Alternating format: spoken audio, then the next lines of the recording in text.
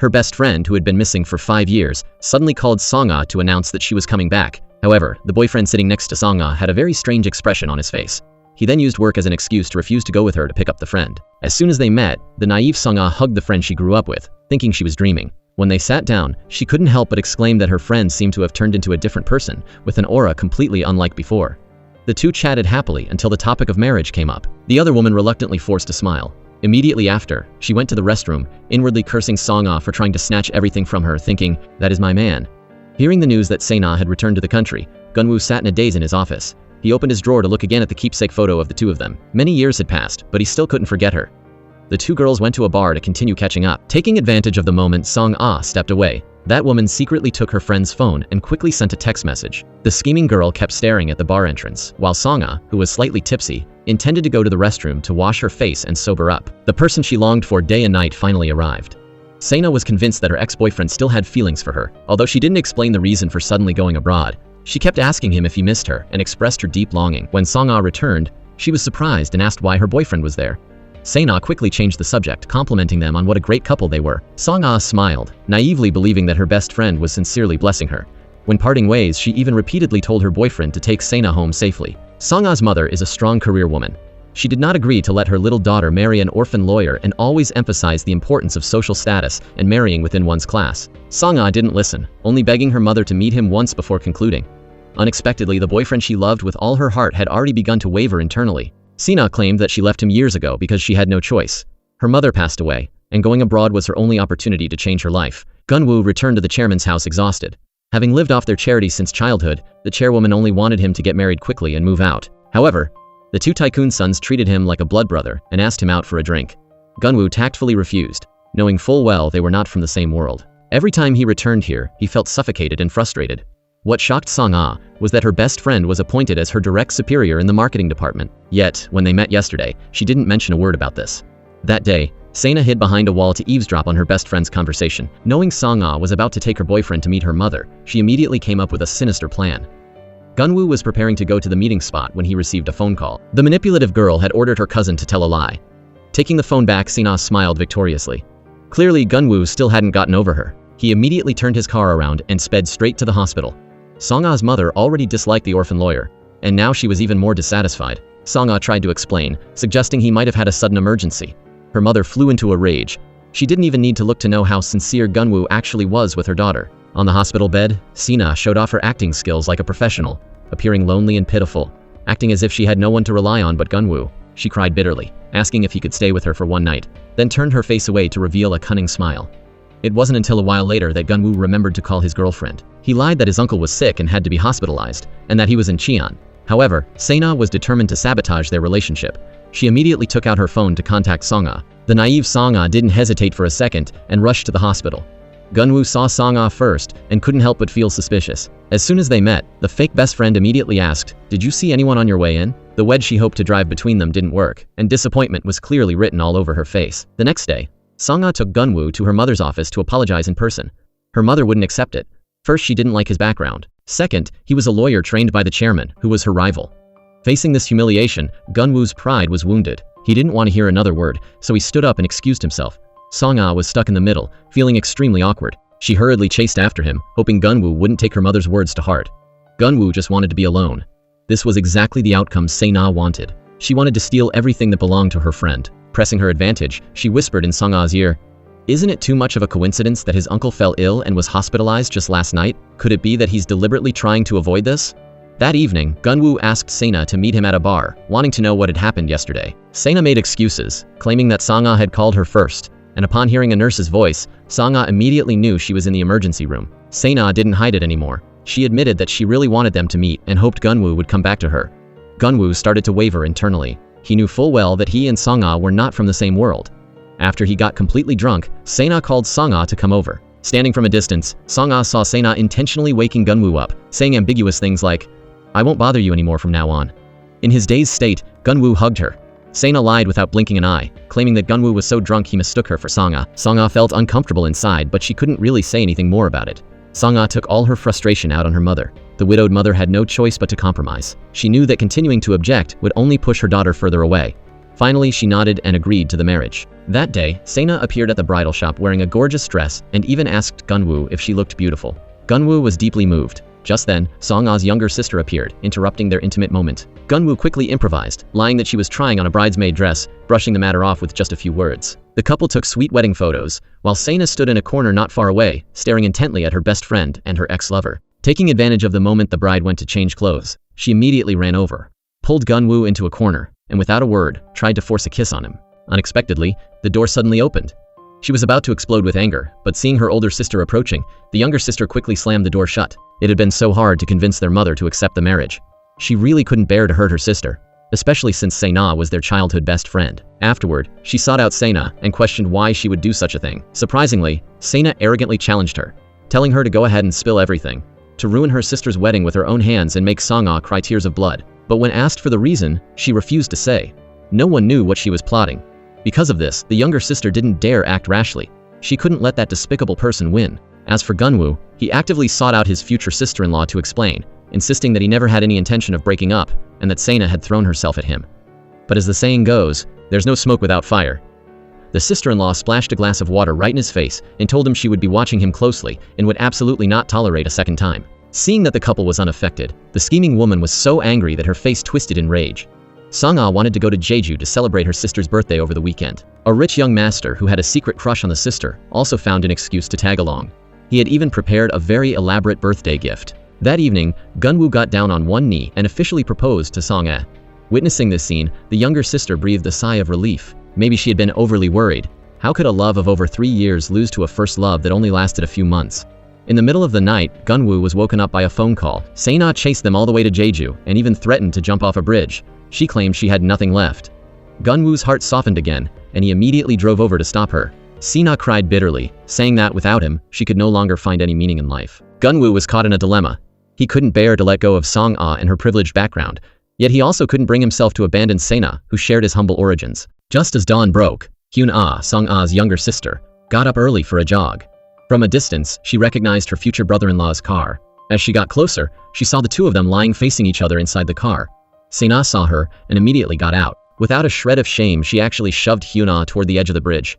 The sound of their arguing woke Gunwoo up. He witnessed with his own eyes as Se-na accidentally pushed his future sister-in-law into the ocean.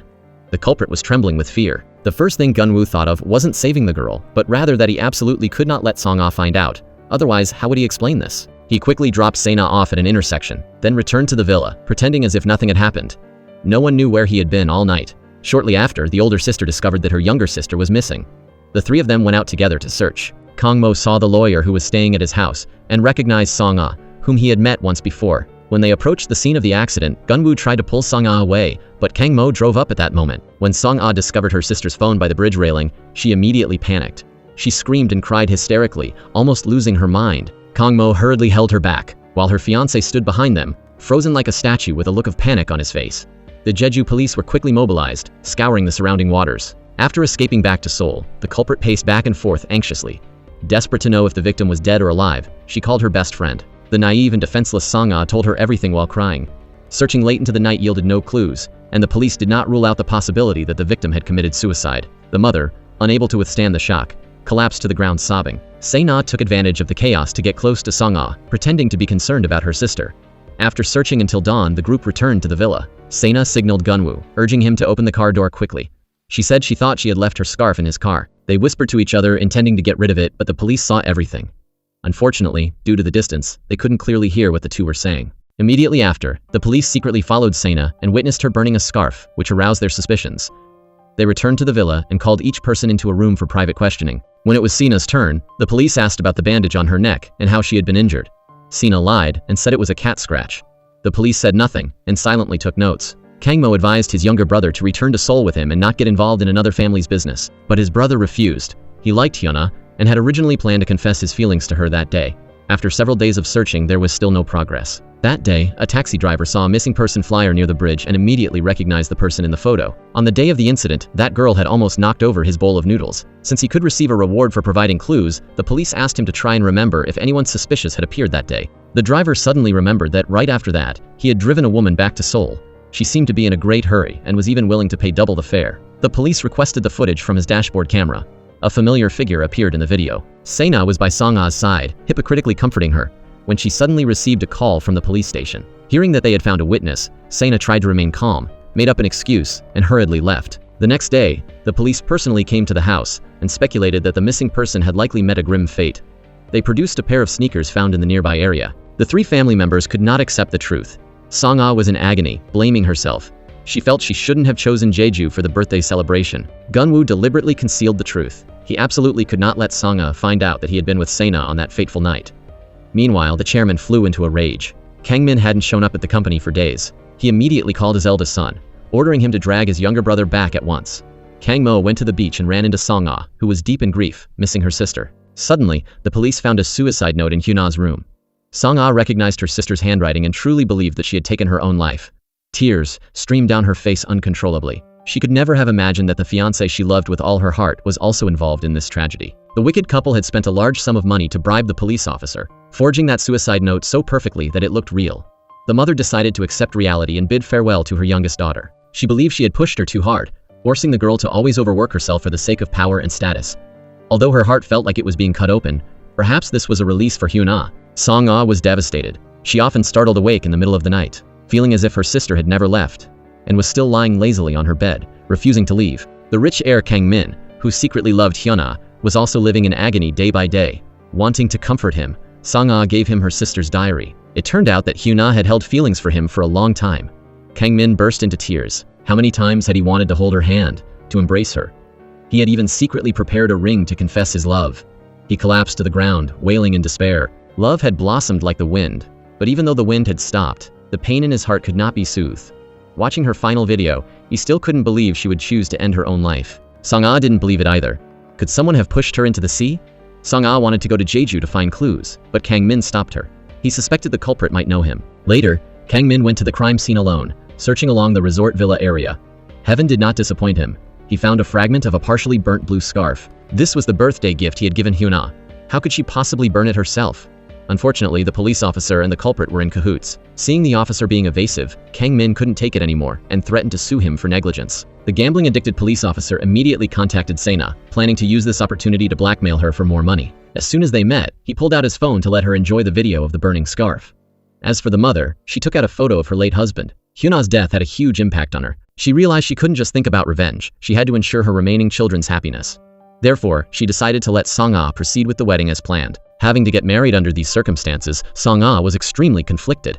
Gunwoo wore a heavy expression, not daring to speak, fearing he might arouse suspicion. Unexpectedly, on the wedding day, the police officer appeared in the hotel lobby.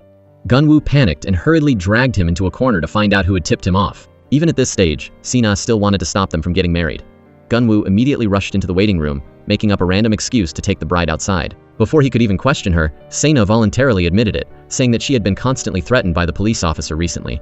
Just then, the bride's mother suddenly walked in. It turned out the murderer who killed her youngest daughter was standing right there, and her future son-in-law was in cahoots with the culprit, knowing the truth but failing to report it. She stepped forward in agitation, never expecting that the girl she watched grow up could be so vicious. Se-na revealed her true colors, declaring that she did it to avenge her deceased mother. She screamed like a madwoman, shouting that she was no longer the daughter of their maid. She told the woman to just wait and see, claiming that Song-ah would meet a miserable end just like her sister. The chairwoman was furious to the point of madness. She grabbed Se-na tightly, warning her that she was not allowed to touch her eldest daughter. In the midst of the struggle, Se-na swung her arm, causing the woman to fall to the ground. She hit her head hard and fell unconscious. Kang Mo arrived to congratulate them. He couldn't hide his disappointment because he had just realized that the bride was the girl he had liked when he was young. When Song-ah returned to the waiting room, she saw that her mother had passed out. Her scream attracted Kang Mo from outside the door. He hurriedly carried her mother to the hospital. The wretched couple hid behind a wall, not daring to utter a sound, then pretended as if nothing had happened and walked out to the wedding hall. They knew full well that Song-ah would not appear. Gunwoo, having once again missed his chance to climb the social ladder, was seething with speechless rage. Kang Mo quickly took the mother to the operating room and stayed by Song-ah's side the whole time. Gunwoo, exhausted from living in fear these past few days, advised Se-na to turn herself in. Se-na immediately reminded him that the moment she opened her mouth, he and Song-ah would be finished. Gunwoo was backed into a corner. Receiving a phone call, he rushed to the hospital. Song-ah hugged Gunwoo tightly. At that moment, she was so scared her whole body went limp. After the long surgery, although her mother was out of critical condition, there were still many uncertainties due to severe brain hemorrhaging. Song-ah sobbed, begging her mother to wake up quickly. After one night had passed, the doctor told the family to prepare for the worst, saying she might never wake up again. With her sister's fate unknown and her mother in peril, Song-ah had never felt so hopeless. She felt as if the world was spinning around her. From a distance, Kang-mo saw her silhouette. He ran over just in time to catch Song-ah as she fainted. Worried, he quietly sat guard by her bedside. As soon as Song-ah woke up, she hurriedly pulled out the IV drip. Her mother needed her. Gunwoo expressed dissatisfaction with Kang-mo and called him outside, hoping he would keep his distance in the future. Kang-mo had no standing to argue, but he couldn't suppress his concern for Song-ah. He found every excuse to visit her at the hospital. When he brought a love breakfast over, he was caught by his mother. His mother glared at him, seeing through her son's thoughts instantly. She sarcastically asked if the playboy of the family had changed his ways and was now switching to the image of a lovelorn romantic. Kang-mo told his mother not to be so harsh. He was merely taking care of a subordinate in his capacity as a superior. His mother reminded him to be careful and not cross the line, emphasizing that he must remember Song-ah was someone else's wife. Desperate, Song-ah went to the church, praying for a miracle. In her heart, her mother was the strongest person in the world, having raised her and her siblings single-handedly. At that moment, Gunwoo was sitting by his mother-in-law's bedside. Suddenly, her hand moved slightly. The comatose mother finally opened her eyes. However, both Se-na and Gunwoo harbored their own sinister plots. Both were terrified she would regain consciousness and reveal the truth. Se-na tried to act calm and left. The naive Song-ah still regarded the maid's daughter as a close sister, never suspecting that Se-na would take advantage of her absence to secretly install a camera in the hospital room so she could monitor the mother's condition at any time. Kang-mo secretly loved Song-ah, and his younger brother discovered this secret. His habit hadn't changed in years. Whenever he liked someone, he would draw their portrait.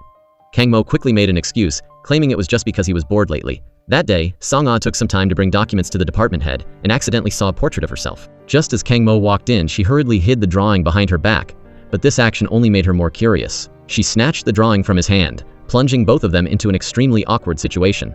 Meanwhile, Se-na watched every move of the mother and daughter through the camera. Seeing Gunwoo and Song-ah embracing, jealousy flared up in her heart immediately. She hated Song-ah for stealing what belonged to her. She sought out Gunwoo and asked, "If your mother-in-law goes bankrupt, would you still want to marry Song-ah?" Unexpectedly, Gunwoo, with his orphan background, was actually a pawn trained by the chairman. Before falling into a coma, Song-ah's mother had always been silently consolidating her power to counter him. Gunwoo was internally torn apart. He didn't want to betray his benefactor, yet he couldn't bear to let Song-ah down. That evening, the chairman personally visited the director at the hospital. As soon as Song-ah left, his expression changed immediately. He regretted that he had been soft-hearted years ago, hiring her into the company only because he saw how hard she struggled raising her children alone.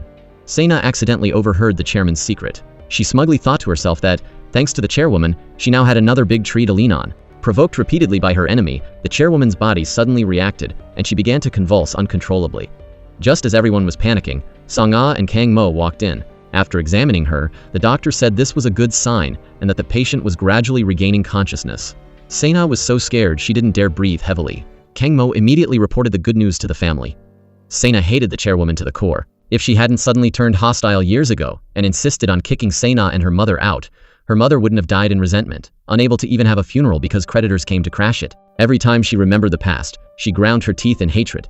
Then, she reached out her evil hands, intending to silence the witness permanently. Unexpectedly, the chairwoman suddenly opened her eyes and looked straight at her. Terrified, Se-na quickly pulled her hands back. Luckily, Song-ah returned just in time. The mother stared at her daughter for a while and then uttered a sentence. "Who are you?" She didn't recognize the grown-up Song-ah. Her memory seemed to have stopped in the past, and she kept demanding to see her deceased husband. Se-na breathed a sigh of relief. She swaggered back to the company and immediately shared this good news with the chairman. That day, Hyuna, who was thought to be dead, suddenly appeared at the hospital. The chairwoman excitedly chased after her. Se-na was panic-stricken. Could it be that Hyuna, whom she pushed into the sea, hadn't died? That hateful scene was witnessed by Song-ah. She couldn't believe her best friend could be so indifferent to seeing her mother fall. The police officer, who was in cahoots with the culprit, walked up and reminded her, "Song-ah is watching." Only then did she hurriedly run over to help the woman up. Song-ah also rushed over, deceiving her mother, who had lost her memory, by saying that her younger sister was on a business trip and would return in a while. Facing Se-na's concern, for the first time, she felt it was fake and began to doubt their friendship. Se-na learned the chairman's secret. She had recorded a video of him admitting to causing the death of Song-ah's father. "The enemy of my enemy is my friend." Even though she knew Song-ah was trying to hide her mother's true condition, she intentionally revealed to the chairman that the director had selective amnesia and no longer remembered events from the last 10 years or so. Se-na's goal was simple. She wanted to use the chairman to destroy Song-ah's family. Next, she deliberately approached the chairwoman and took her to a park far from home. Seeing reporters arrive, she pretended to have urgent business and left first, aiming to let them capture images of the director losing control, thereby stripping her of her position. Fortunately, man proposes, but God disposes. Kang Mo discovered the reporters secretly taking photos. He snatched the camera and deleted all the images. Song-ah was frantically looking for her mother and didn't notice a motorcycle rushing toward her. Kang Mo pulled off a hero saving the beauty move. With her plot foiled, Se-na was furious. Because Kang Mo was in love with Song-ah, who was already engaged, he was distracted at work. His wealthy mother suddenly pushed the door open and walked in. She didn't want her son getting too close to a woman who already had a husband. Kang Mo constantly answered on Song-ah's behalf, giving his mother no chance to interrogate her. She had come to ask her son about the woman in his drawing. Kang Mo hurriedly found an excuse to chase his mother away, fearing his secret feelings would be exposed. Kang Mo himself didn't understand why he had become so naive and ridiculous. This secret love wasn't pleasant at all. He went to a bar alone to drink away his sorrows. Se-na discovered Kang Mo was drunk and gently woke him up. Unexpectedly, he called out Song-ah's name. Even when I was in America, I often thought of her. Se-na's mentality had become twisted. Stealing someone else's fiancé wasn't enough. She also wanted to see their family completely destroyed. Song-ah had no idea Gun-woo was wavering. She even relayed her mother's message to him, saying they should quickly reorganize the unfinished wedding. Gun-woo reluctantly forced a smile. As the wedding day approached, unexpectedly, Gun-woo rekindled his old flame with Se-na, falling into the trap she had meticulously set. The very next day, he proposed breaking up with Song-ah. Song-ah's mind went completely blank, tears streaming down her face, blurring everything in sight. Se-na hid behind a wall, seeing that her plot had succeeded, and couldn't hide a triumphant smile. Then, she walked in, hypocritically asking about her friend. A sudden change of heart overnight, who could accept that? She even pretended to speculate whether Gun-woo had another woman. Song-ah didn't want to believe it, but Se-na mocked her for being too naive. In reality, it wasn't that Gun-woo was still lingering over Se-na, but rather that he realized his future mother-in-law's era was over. Under Se-na's instigation, he decided to side with the chairman. Kang Mo had no idea that his father always considered Song-ah's mother a thorn in his side. On the contrary, because he loved her, he wanted to help her mother recover. He took her to the first factory the company had built. Old memories came flooding back, and Song-ah's mother felt incredibly proud of her husband, who had realized his dreams step by step. Even now, she still couldn't believe her husband had left her. Her inability to remember many things caused her great suffering. As for Gun-woo, he had shaved his beard clean and decided to collude with the chairman to frame the woman who hadn't even recovered yet. As the company's legal advisor, he stepped forward to testify, falsely accusing the director of embezzlement. Hearing the news, Song-ah stormed into his office, forcing him to tell the truth, insisting her mother wasn't that kind of person. The unfaithful man turned around and advised the mother to plead guilty, saying she couldn't use memory loss to turn black into white. That very day, she was forcibly taken away by the prosecutor for interrogation. This shock caused her already unstable mental state to deteriorate even further. Their house was also sealed off. The two siblings could only hug each other for comfort, believing in their mother's innocence. Taking down his enemy made the old Fox chairman extremely satisfied. He even said he admired Se-na, seeing an image of his younger self in her. Only Gun-woo felt a guilty conscience, feeling none of the joy of a victor. When Kang Mo found out, he sought out his father for a confrontation, even threatening to report him to the police. The chairman was furious, scolding him as a stain on his life. Kang Mo also felt ashamed to have such a father. Thanks to his dedicated help, the mother was released on bail. She walked out trembling, her eyes glazed over. It took a while for her to recognize her daughter, her mouth constantly saying scared, and she was so terrified she even wet herself. The two siblings nearly collapsed, unable to imagine the torment their mother had endured over the past few days. Kang Mo personally came to pick her up. Song-ah was incredibly grateful, as he was now the only person willing to help her. Elsewhere, while handing over work, Kang Min received a call from his brother. Hearing that Song-ah's mother had been bailed out, Se-na glared, trying to suppress her anger. As soon as Kang Min left, her expression changed instantly, and she frantically smashed things like a madwoman. Her subordinates trembled in fear. Song-ah's younger brother couldn't take it anymore. He stormed straight to the company to settle the score with Gun-woo. He had abandoned his sister and framed their mother. Security guards rushed in to drag him away. Seeing her brother about to be taken to the police station, Song-ah cried and begged. Just then, Kang Mo appeared in time, ordering security to release him, saying he would take responsibility for anything that happened. Seeing Kang Mo step in once again to protect the siblings, the scheming woman was furious. She started hatching another evil plan, urging the chairman to eliminate future trouble by firing Song-ah as soon as possible. Gun-woo kept rewatching the video of his brother-in-law coming to cause a scene. His conscience tormented him restlessly. The gossip made him suffer even more. People cursed him as an ungrateful wretch who bites the hand that feeds him, denouncing his own mother-in-law. He then tried to persuade Se-na to go to America with him to start fresh. Unexpectedly, Se-na, who had once said she couldn't live without him, suddenly flip-flopped. She swore that she would never give up until she completely destroyed Song-ah's family. Kang Mo wanted to silently protect the woman he loved. Watching her lonely silhouette, his heart was filled with turmoil. He was convinced that Song-ah's mother had been wrongly accused. After being released from prison, she often hid inside the closet to sing. Seeing the scene, the two siblings felt their hearts breaking. Aside from trying to stay strong, they didn't know what else to do. However, one wave hadn't even settled before another crashed in. Ridiculous rumors began spreading everywhere, claiming that Song-ah called off the wedding because she had a change of heart and had fallen for Kang Mo. The person spreading these rumors was Se-na, who then pretended to care, asking her if she needed any help since she heard their house was being put up for auction. Having gone through so much, Song-ah could no longer distinguish between sincerity and deceit. But to stay at the company, she had to keep her distance from Kang Mo. Even if she had to sleep in a sauna, she didn't want to accept his help. Suppressing a fire of rage in his heart, Kang Mo sought out Gunwoo, who was staying at his house, to settle the score. He couldn't stand living under the same roof with him anymore. Gunwoo warned him to be careful, saying that if the chairman found out he liked Song-ah, he absolutely wouldn't let it slide. Unexpectedly, the old man was standing right outside the door. His expression changed. He had originally thought his son was just having a fling. The wicked Se-na went to the sauna, wanting to see just how miserable Song-ah's family had become. She even deliberately brought lunch with her. Unexpectedly, in her dazed state, Song-ah's mother suddenly recognized her as the maid's daughter. Se-na's face darkened. She didn't want to hear her mother's name come out of that woman's mouth. Later, while the son was feeding his mother, he accidentally got food on his shirt. Trusting Se-na to watch over his mother, he went to the restroom. She felt a bit sleepy, so she lay down to rest. Se-na stared at her face, feeling an immense sense of gloating satisfaction. The woman who was once high and mighty had now ended up in such a state. Just then, her phone rang. Gunwoo once again suggested they go to America together. "I gave up everything for you," he said. Se-na told him to give up on that idea, especially since there was still a good show here waiting for her to watch. She told Gunwoo, "Stop clinging to me like a child. When you belonged to Song-ah, I did want to steal you back, but now you aren't interested at all."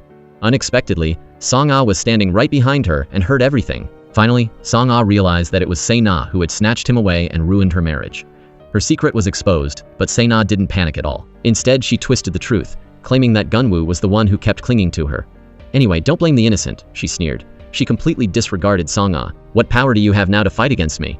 After they left, Gunwoo found her again, still trying to persuade her to go to America with him. Unexpectedly, Se-na burned the bridge. Having finished using him, she wanted to discard him. Gunwoo finally woke up to reality, realizing she had intentionally driven a wedge between him and Song-ah. Stabbed in the back by the person closest to her, Song-ah tossed and turned, unable to sleep. Her sister was missing, her family was bankrupt, and her mother had lost her memory. As the eldest daughter, she had to be strong. Gunwoo couldn't accept being dumped like that. He tried to cling to the relationship but was humiliated once again. Se-na glared at him, warning him to stop following her. Her greed had shifted to a new target. She wanted to marry up and become a phoenix, and that person was Kang Mo. While she was waiting for a date with Kang Mo, Gunwoo, who had been following her, decided to expose her evil nature. Se-na resorted to her old tricks again, trying to drive a wedge and fabricate lies in front of Kang Mo. Before she could finish her sentence, Song-ah suddenly rushed out, shouting, "Stop lying!" She then walked up and presented a note written by an anonymous person. Se-na felt guilty, guessing for sure that it was written by Gunwoo. Gunwoo knew too many of her secrets. She had to find a way to eliminate him. She panic-strickenly ran out of the bar and coincidentally bumped into Gunwoo at the elevator doors. Facing his criticism, Se-na smirked. "Follow you to be a piece of trash for the rest of my life?" Her ambition to become the daughter-in-law of a tycoon family was clearly revealed. These harsh words provoked Gunwoo immensely. In the restaurant, Kang Mo was bewildered and didn't understand. "Aren't you two best friends? Why are you saying Se-na is lying?" Song-ah recounted the entire truth, even voicing her suspicion that all the misfortunes she was suffering were related to Se-na. Just thinking about the possibility that both her sister and mother were harmed by Se-na sent chills down her spine. Kang Mo was utterly astonished. Having gone through all this, Gunwoo was filled with regret. Just because of a moment of foolishness, he had lost Song-ah. At this point, he didn't hope for her forgiveness. He only wished to spend the rest of his life atoning for his sins. Gunwoo silently decided to go to the police station to turn himself in and clear Song-ah's mother's name. Unfortunately, Se-na didn't give him that chance. She constantly incited the chairman to get rid of Gunwoo quickly. Being soft-hearted and merciful will ruin your big plans sooner or later. An orphan like Haim, even if he evaporated from this world, no one would care. Se-na then extended her claws towards the second son, Kang Min. If the older brother didn't work out, she would switch to the younger one. Just after drinking one glass, Kang Min's eyelids began to droop. Clearly, the drink had been drugged. At the same time, just as Gunwoo stepped out of the company gate, he was dragged into a car by several large men. Se-na had calculated every step. After confirming that Gunwoo was about to be taken out of the country, she calmly hung up the phone, then walked over to Kang Min's side, pretending to call his name. When she was sure he was sound asleep, she cracked a cunning smile. In the car, Gunwoo tried to struggle but was knocked unconscious by the bodyguards. The tycoon chairman, with his immense power, used a private jet to send Gunwoo to America. Se-na placed Kang Min's phone on the hotel balcony. Seeing a housekeeper approaching, she immediately called the phone, using the ringtone to attract their attention. Her plot successful, she smiled sinisterly. It wasn't until the next morning that the chairwoman realized her youngest son, Kang Min, hadn't come home all night. Unexpectedly, the person who answered the phone was the hotel receptionist. Afraid her husband would find out, she hurriedly hid in the bedroom to ask for details. Se-na sat on the bed waiting for a long time, wondering to herself why no one had arrived yet. Suddenly hearing the door open, she pretended to be startled and jumped up. After sleeping for over 10 hours, Kang Min finally woke up. He was completely bewildered, remembering nothing about the previous night. It was one thing for her eldest son to be a playboy, but now even the youngest son she had always been proud of had ended up like this. The chairwoman was so angry she nearly fainted on the spot. She took the two of them to a private club for interrogation. Se-na hadn't expected the chairwoman to be so agitated. She had confidently assumed the chairwoman liked her very much. She feigned an apology, blaming everything on the alcohol. The chairwoman just wanted to splash a glass of water right in her face. Truly, she didn't know her place, daring to dream of a sparrow turning into a phoenix. In short, the chairman absolutely must not know about this. The next day, Song-ah saw the notice that Gun-woo had been transferred to America. She felt something was wrong. Could this also be related to Se-na? Faced with suspicion, Se-na denied it profusely, even claiming that it was because Gun-woo was sick of Song-ah that he came back to cling to her. After they left, Song-ah brought coffee to Kang-mo. She intended to leave a note, but she had barely written 2 words when Kang-mo suddenly pushed the door open and walked in. Startled like a thief, she hurriedly hid the note behind her back. This behavior made the narcissistic young man suspect that Song-ah liked him. The chairwoman was gloomy all day. She was terrified that her youngest son would fall in love with Se-na. Kang-min, however, insisted that nothing happened, claiming he would never make such a foolish mistake. Moreover, his heart had long been occupied by someone else. Song-ah's younger sister, the girl he loved, had been missing for months, but he still couldn't forget her. This incident made him extremely uneasy. To polish her image, Se-na decided to move out of her aunt's dilapidated house. Her aunt felt sorry for her niece being all alone with no one to rely on, but Se-na suspected that her aunt just wanted rent money. Truly, you can't domesticate a wolf. Gun-woo, the lodger, had moved out. The chairwoman went into his room to clean up and accidentally discovered a photo of Se-na and Gun-woo as a couple. Her jaw dropped in astonishment. She immediately asked Se-na out and slammed the photo onto the table. Se-na lied blatantly, trying to deny the relationship. The chairwoman didn't want to hear this nonsense, nor did she care about the past. She met Se-na to give her a wake-up call. Her son, Kang-min, had to enter a business marriage and was already engaged to the eldest daughter of the first group. She even sarcastically remarked that since Se-na had studied abroad, she surely wouldn't be so conservative about such things. That day, spotting the chairwoman entering the restroom from afar, Se-na immediately followed her, pretending to retch. Then she took out her phone, speaking into the air describing her condition. "Lately I keep feeling nauseous and weak." The chairwoman immediately rushed out, demanding to know what was going on. Se-na pretended that she genuinely loved her son, saying that whether they got married or not, she would still give birth to the child. The chairwoman was speechless. Not only did she not know how to behave, but she was also talking about love. Furthermore, this situation would undoubtedly be disadvantageous for the girl. Se-na's face twisted in anger. She said she wouldn't force the family to take responsibility, but reminded her to remember that this child was the chairman's own flesh and blood. Reluctantly, the chairwoman had to confess the truth to her husband. The chairman flew into a rage. After venting his anger, he told his wife to rest assured, promising he would handle this mess. The chairwoman immediately threw herself into her husband's arms, whining, "The children are useless. Getting older, it's still best to have my husband by my side."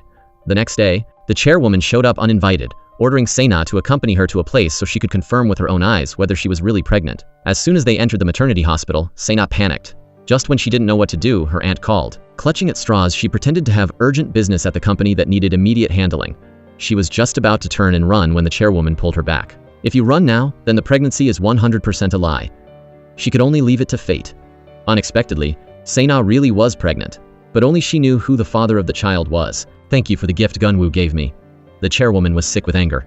Even so, she still didn't want Se-na as her daughter-in-law. She hated herself for giving birth to 2 good-for-nothing sons. What do we do now? We're being held hostage by a spoiled woman. Kang-min regretted it so much his insides turned green. He absolutely couldn't remember what happened that night. The alcohol tasted very strange that day too. His older brother asked him what he meant by that. The chairman had a splitting headache. His eldest son was in love with a Cinderella, and his youngest son was being clung to by a gold digger. He ordered Kang-min to immediately marry the eldest daughter of the first group, with a press conference to be held the next day. Next, he banished Kang-mo to America for further studies, threatening to fire the woman he loved immediately if he didn't go. Kang-mo knew full well that if he stubbornly resisted his father, only Song-ah would suffer. A temporary separation was for the sake of a better reunion. Song-ah hated Se-na to the bone. She had caused her family's ruin, and now she wanted to take advantage of Kang-min. She scolded Se-na for choosing a path that led to hell. "Isn't living like this exhausting?" Having her true intentions exposed, Se-na's face turned vicious. She swore she would marry into a rich family. After successfully completing an assigned project, she couldn't wait any longer and wanted to probe the chairman's intentions. Even though the chairman refused to acknowledge it, she wasn't afraid. She swore she would become a daughter-in-law of a wealthy family. As soon as she returned to the office, she immediately spread rumors, falsely accusing Kang-min of the conglomerate of getting an employee pregnant. Her sinister demeanor was truly repulsive. The tabloid rumors spread throughout the company. The chairman told his youngest son to pull himself together to overcome this crisis. He insisted they must quickly organize a press conference to publicly announce the news of his marriage to the young lady of the first group. The next day, a crowd of reporters surrounded the company building. Hearing the news, Se-na was so furious, she almost ground her teeth to dust. She stormed straight into the chairman's office, pulled out a USB drive and showed him a video. It was a scene of him standing in front of a hospital bed, personally admitting that he had caused the death of the late chairman, playing the cuckoo in the nest to take over Song-ah's family company. Sure enough, evil brings its own retribution. Se-na threatened the old man, warning him not to even think about using the same methods he used on Gunwoo against her. She warned that if she went missing or lost contact, her friends abroad would release this video to the public. Climbing to the top takes a lifetime, but falling takes only a split second. The chairman ground his teeth in rage, but because he believed she was truly carrying his family's flesh and blood, he had no choice but to compromise. The two of them appeared together at the press conference. Sitting in the audience, Kang Min couldn't believe his ears. He roared, wanting to put an end to this farce. He didn't want to pay the price for a one-night stand he had absolutely no memory of, but his father snatched the microphone away, trying to stop his son from speaking. Se-na also gripped his arm tightly, telling him to endure it for the sake of the company. The press conference ended successfully, but Kang Min's heart was bleeding. He couldn't forget Hyuna, who had vanished without a trace, and tears blurred his vision. Se-na had calculated every step to achieve her goal, yet she had no one to share her joy with. She called Song-ah out, intending to show off, but unexpectedly, Song-ah, despite being in destitute circumstances, showed only contempt, saying she didn't envy that hellish life at all. Se-na went crazy with anger, scolding Song-ah for pretending to be high and mighty, challenging her to see how long she could hold out. Song-ah smiled and replied, "At least I am living a decent life, not afraid of anything." These words poked right at the villain's sore spot. Like a lingering ghost, the bribed police officer showed up at the company demanding money. He was also the first person to congratulate her on becoming a tycoon's daughter-in-law, his sarcasm extreme. After giving him a large sum of money, she returned to the company in a rage. Kang Min asked her if it was absolutely necessary to get married. Se-na acted like a madwoman, saying she didn't care if he loved her or not. Since Song-ah's sister was dead anyway, it didn't matter who he married. She forced him to take responsibility for the child in her womb. Meanwhile, Song-ah's mother got into a fight with a middle-aged woman who pulled her hair because she was talking nonsense. The sauna refused to accommodate a senile guest anymore, and insisted on kicking them out. Song-ah witnessed the scene of her mother begging for mercy. Her heart felt like it was being cut by a knife. Finally, the mother and her two children found a cheap rental room. They could never have imagined that the landlord was actually Se-na's only living relative. Se-na used the pregnancy to marry into a wealthy family, but her life after marriage was not at all what she expected. After working all day, she still had to prepare dinner when she got home. Her mother-in-law intentionally made things difficult for her and had given the maid time off. That was the price for daring to latch onto her son. Having been married for nearly 2 years, her husband had never touched her once. At night, she would be woken up by the baby's crying, but he would just kick her out of the room to comfort the child. Se-na was furious, but as soon as she complained a few words, he sat up and emphasized that he was forced into this marriage. "So remember this well. I am not your husband, I am just fulfilling an obligation." Se-na was exhausted both physically and mentally. She almost burst into tears, begging her son to stop fussing, then suddenly remembered Gunwoo's warning. Se-na ground her teeth, telling herself she must not regret this. Song-ah, whom she despised, still hadn't been fired from the company because the chairman had promised his eldest son that as long as he went to America for his studies, he wouldn't fire Song-ah. That day, Kang Min called Song-ah into his office and asked if she had been in contact with his older brother. Song-ah gave a bitter smile. He's been gone for so long, and not even a single phone call. Passing by Kang Mo's office, she couldn't help but sink into memories. She had never forgotten the kind things he had done for her. Unexpectedly, the once frivolous playboy had completed his studies ahead of schedule and returned to the country. During his time in America, he had befriended a good brother. This mysterious man said he came to Seoul to find his first love. Except for the greedy Se-na, the whole family welcomed Kang Mo's return. The chairwoman hoped Kang Mo would return to the position of department head. She knew Se-na had always been eyeing this position. Se-na didn't shy away from it. She hoped her father-in-law would recognize her efforts over the past 2 years. But her husband didn't stand on her side. Character is more important than ability. The chairman didn't make an immediate decision, but in his heart he leaned more towards his eldest son. Se-na was furious. She could only exercise to relieve her stress. As a result, she accidentally injured her arm. The brother Kang Mo, who had suddenly appeared abroad. Se-na uttered a word of thanks. The man in front of her felt familiar, and his voice sounded a bit familiar too. But she didn't think much of it. The next day, she received a call from HR. Her father-in-law had still decided to give the department head position to Kang Mo. She was mad with rage. She had worked like a dog precisely for this position, returning to work just 1 week after giving birth, and now she had to make the wedding dress only for someone else to wear it? The chairman advised Se-na not to be too greedy, but she didn't listen, silently vowing to take over the entire conglomerate. That evening, she coincidentally ran into the man who had helped her at the bar again. He proactively introduced himself, but Se-na used a fake name to deceive him. The chairwoman happily celebrated Kang Mo's return to his old position, while behind Se-na's back, she constantly badmouthed her, blaming her for tying down her talented youngest son. The next day, Kang Mo officially returned to work. Seeing the chairman approaching, Song-ah greeted him. Kang Mo had to suppress his feelings in front of his father. Se-na saw that scene and felt extremely gleeful inside. That very day, she went to Song-ah again to mock and ridicule her. "In short, don't even dream of marrying my brother-in-law." Song-ah couldn't be bothered to pay attention to her, saying she didn't envy a marriage bound by profit. Kang Min confided in his older brother that ever since the day he got married, his heart had died. Se-na had shackled his entire life. Kang Mo sympathized with his brother's situation and decided he would do everything to protect the woman he loved. That evening, he went out for drinks with the brother he met in America, planning to introduce this talent to his father. He was also curious if the man had found his first love yet. The mysterious man smiled bitterly, saying that the person had gotten married and changed her name. Kang Mo could never have dreamed that the first love in the man's story was his own sister-in-law, who was also the traitor who had abandoned Song-ah, now changed in appearance and deliberately approaching him. The next day, that man came to the company and accidentally ran into Se-na. Seeing her heavy expression, he suggested that when in a bad mood, putting 2 grains of sea salt in her coffee might help. Se-na was startled. Gunwoo had said the exact same thing. Why did she see Gunwoo's shadow in him? The chairman was extremely satisfied with the talent Kang Mo introduced, hoping he would dedicate himself wholeheartedly to the company in the future. As they were talking, Se-na knocked and entered. Seeing the man she had met a few times, she couldn't help but feel a bit guilty. Outside, she proactively called him back, wanting to invite him for a drink and a chat. Hearing that he had lived in New York for 20 years, she asked if he knew a lawyer named Gunwoo. The man clearly paused for a moment, then hurriedly picked up his coffee cup to hide his emotions. The reason Se-na was probing about Gunwoo's whereabouts was that he had gone missing just 2 months after being taken to America. The man's expression didn't change a bit.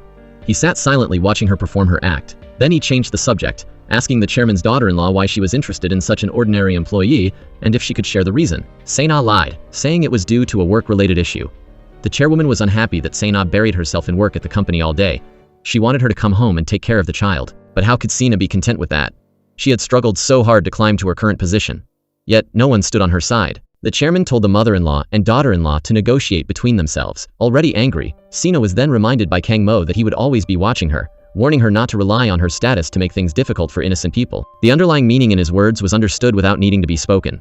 The woman's face twisted in anger. Her husband then walked over to lecture her as well. A peaceful life. Yet you keep stirring up trouble. It benefits no one. Go back to your room and comfort the child. That day, Se-na received a letter.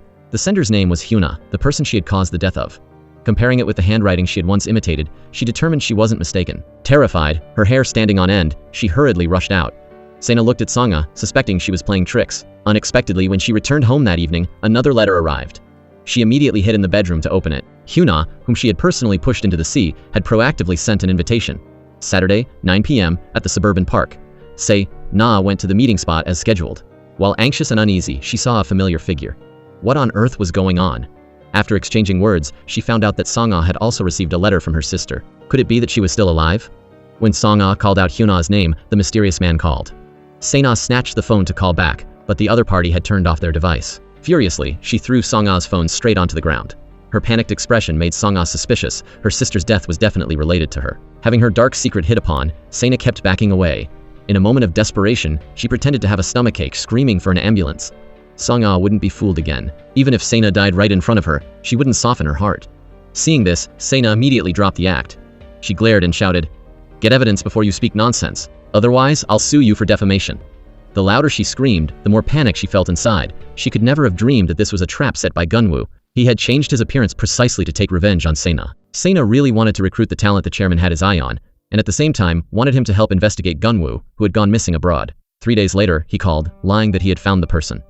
A news report about an accident featured Gunwoo's name, leading Se-na to mistakenly believe he was dead. Looking at the baby in the crib, Se-na's heart felt heavy, tears welling up in her eyes. Gunwoo, meanwhile, used a public phone to contact Song-ah, voluntarily revealing that 2 years ago, it was Se-na who had forced Gunwoo to go to America. Gunwoo wanted to atone for his sins in his own way. The next day, they finally met at the company. He constantly spoke well of Kang Mo, intentionally trying to play matchmaker for the two of them, saying that when he was abroad he often heard her name mentioned. Song-ah lowered her head shyly, but she felt very strange.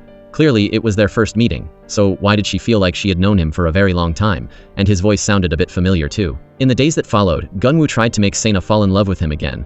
He pretended to agree to be on her side. Seeing the sunlight on his face, his gentle eyes, and attentive actions, Se-na was a bit bewildered. That evening, Gunwoo came to the chairman's house as a guest. Kang Mo recounted how they met in America, considering him his life savior. The chairman, valuing talent, suggested he move in with them.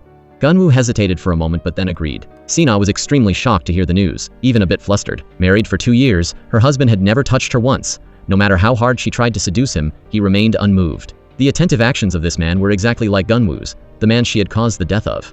It's so strange. Why does seeing him always remind me of someone? Se-na was extremely agitated and told him to remember his place. Gunwoo pretended to apologize for speaking rudely. As soon as the woman left, his expression changed immediately, and he loosened his tie. In reality, the lonely Se-na had begun to be moved. The next day, Kang Mo placed a pot of flowers on Song-ah's desk, wanting to encourage her to keep trying.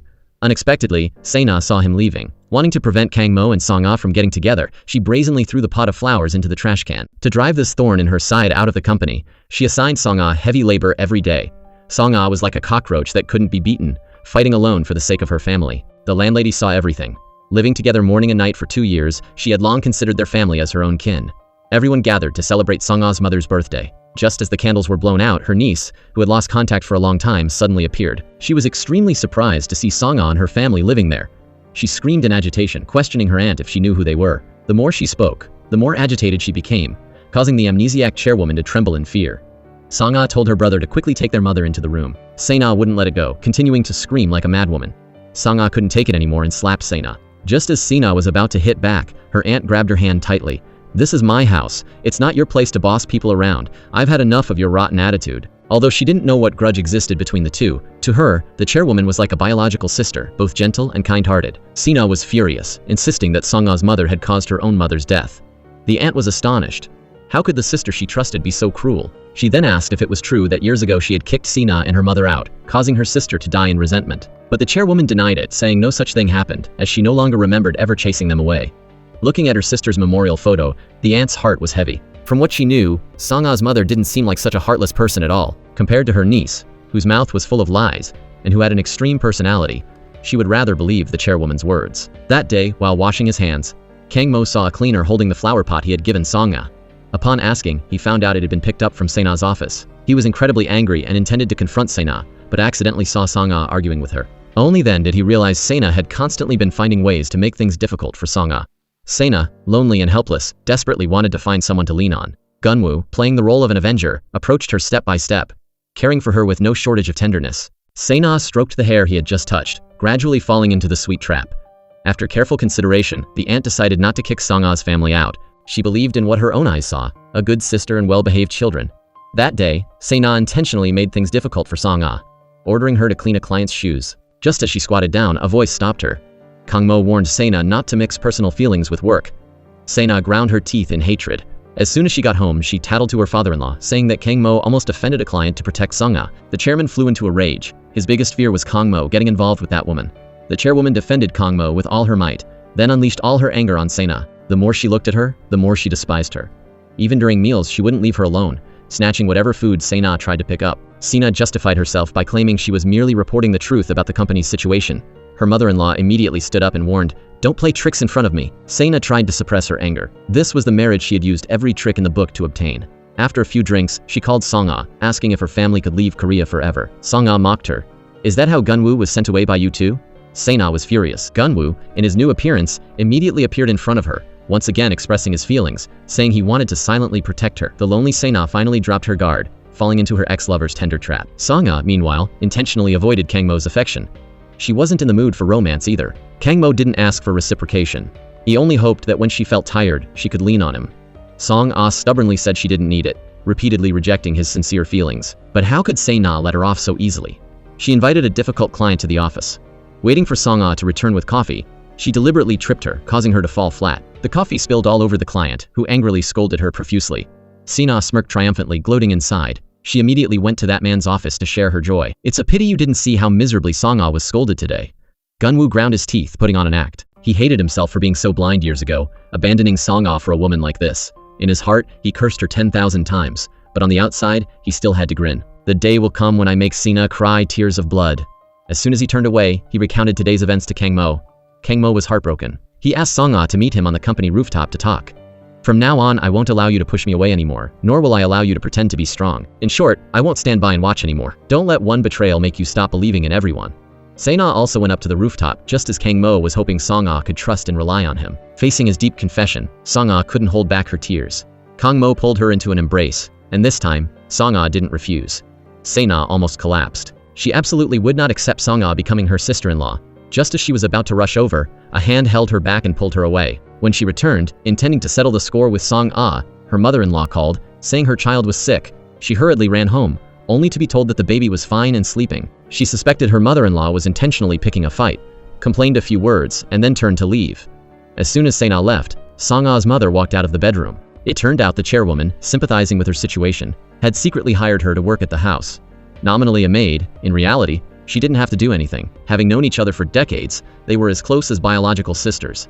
Se-na rushed back to the company for a meeting. Unexpectedly, Song-ah was also there. She grabbed Song-ah, intending to kick her out, but her husband scolded her in front of everyone not to mix personal feelings with business, or else she should withdraw from the project. Se-na lived on the brink of collapse every day, surrounded by enemies on all sides. Even though she knew her husband didn't love her, she still demanded he put on an act to save face for her in front of outsiders. Se-na used the child as an excuse to cling on, enduring her ice-cold husband time and time again. In reality, Kang Min had always had people watching her, and from Representative Lee's mouth, he learned that Se-na had been tormenting Song-ah, so his hatred for her only deepened. The chairwoman also constantly felt that Se-na was hiding an unspeakable secret, so she suddenly decided to visit the company. Later, she vaguely saw Se-na whispering with a man, unfortunately not seeing his face clearly.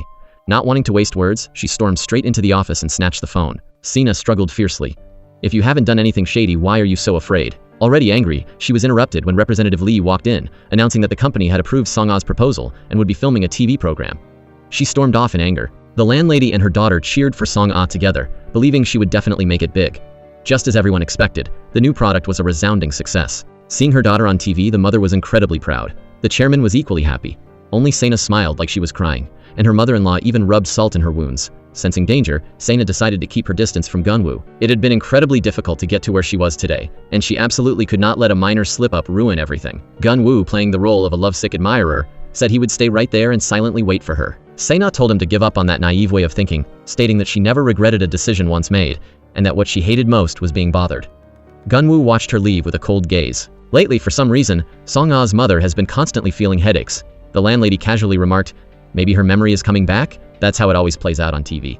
Kang Min received a photo of Se-na with another man smiling as fresh as a flower, but he didn't care in the slightest and deleted it without a second thought. Se-na, who had used her pregnancy to climb to a high position, now wanted to publish a Cinderella-style autobiography to expand her influence within the company. Even though she was criticized for it, she didn't care at all. The next day, she arranged a meeting with an editor. Unexpectedly, those three men happened to be going out for lunch with Song-ah. Seeing this, Se-na's jealousy flared up, and she shamelessly intruded on them. Unable to stand the sight of everyone surrounding Song-ah and lavishing praise on her proposal, Se-na was so angry she could barely breathe and couldn't sit still for another second. Her husband's cold attitude made her blood boil even more. Returning to the company in a rage, she vented her anger by kicking Song-ah's chair with all her might. In the afternoon, Gunwoo, with his new appearance, took out a burner phone and sent another photo of himself and Se-na. This time, Kang Min finally reacted, but when he called back, the device had already been switched off. While in a foul mood, Se-na returned home earlier than usual. Unexpectedly, Song-ah's mother was lying on the sofa. As soon as she saw Se-na's face, she seemed to recall something. Se-na was so terrified her eyes went wide, fearing that the older woman had regained her memory. She immediately started screaming and questioning her. Hearing the commotion, the mother-in-law stepped out. Song-ah's mother's flash of memory appeared briefly, then vanished. She told them not to argue over her, explaining she was just there to work. The chairwoman stepped up to defend her sister, saying there was no need to pay attention to Se-na, as she had no right to speak in this house. After saying that, she ordered Se-na to go cook dinner for them. Feeling awkward, Song-ah's mother hurriedly excused herself. Se-na refused to let it go and wanted to chase after her to confirm her suspicions, but her mother-in-law grabbed her like a little chick. The mother-in-law and daughter-in-law then had their most heated argument ever. Se-na glared and threatened her mother-in-law, claiming she knew a secret. Kang Mo was an illegitimate child she brought with her before marriage, not the chairman's own flesh and blood. Just as she was screaming this, the chairman and the others walked in.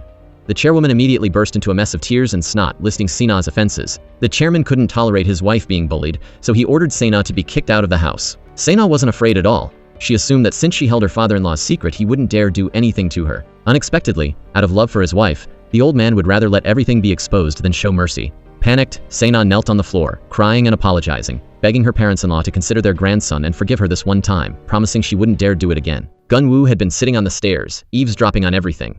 Seeing Se-na get her karma, he almost couldn't hold back his laughter. Se-na cried until her eyes were swollen, declaring that even if she died, she would die here, as she didn't want to be separated from her son. The chairman stopped pressing her, and quietly returned to his room. Kang Min even threw a few sarcastic remarks at her.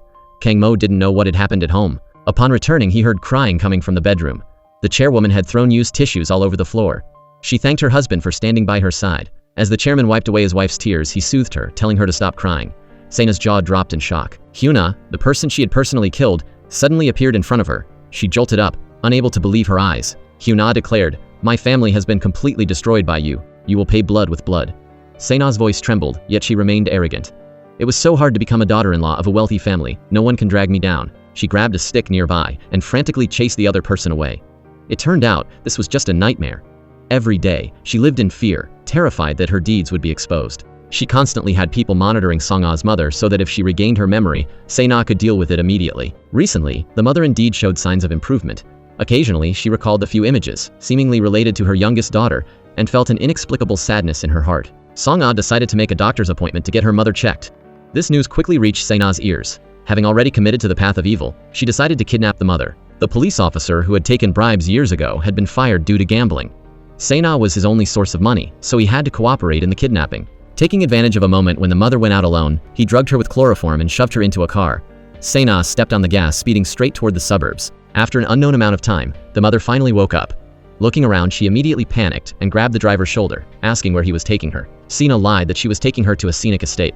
The mother may have lost her memory, but she wasn't stupid. Se-na immediately threatened her to stay quiet, saying that if an accident happened, she would never see her children again. The car stopped in front of a secluded hospital. As soon as she got out, the mother ran for her life.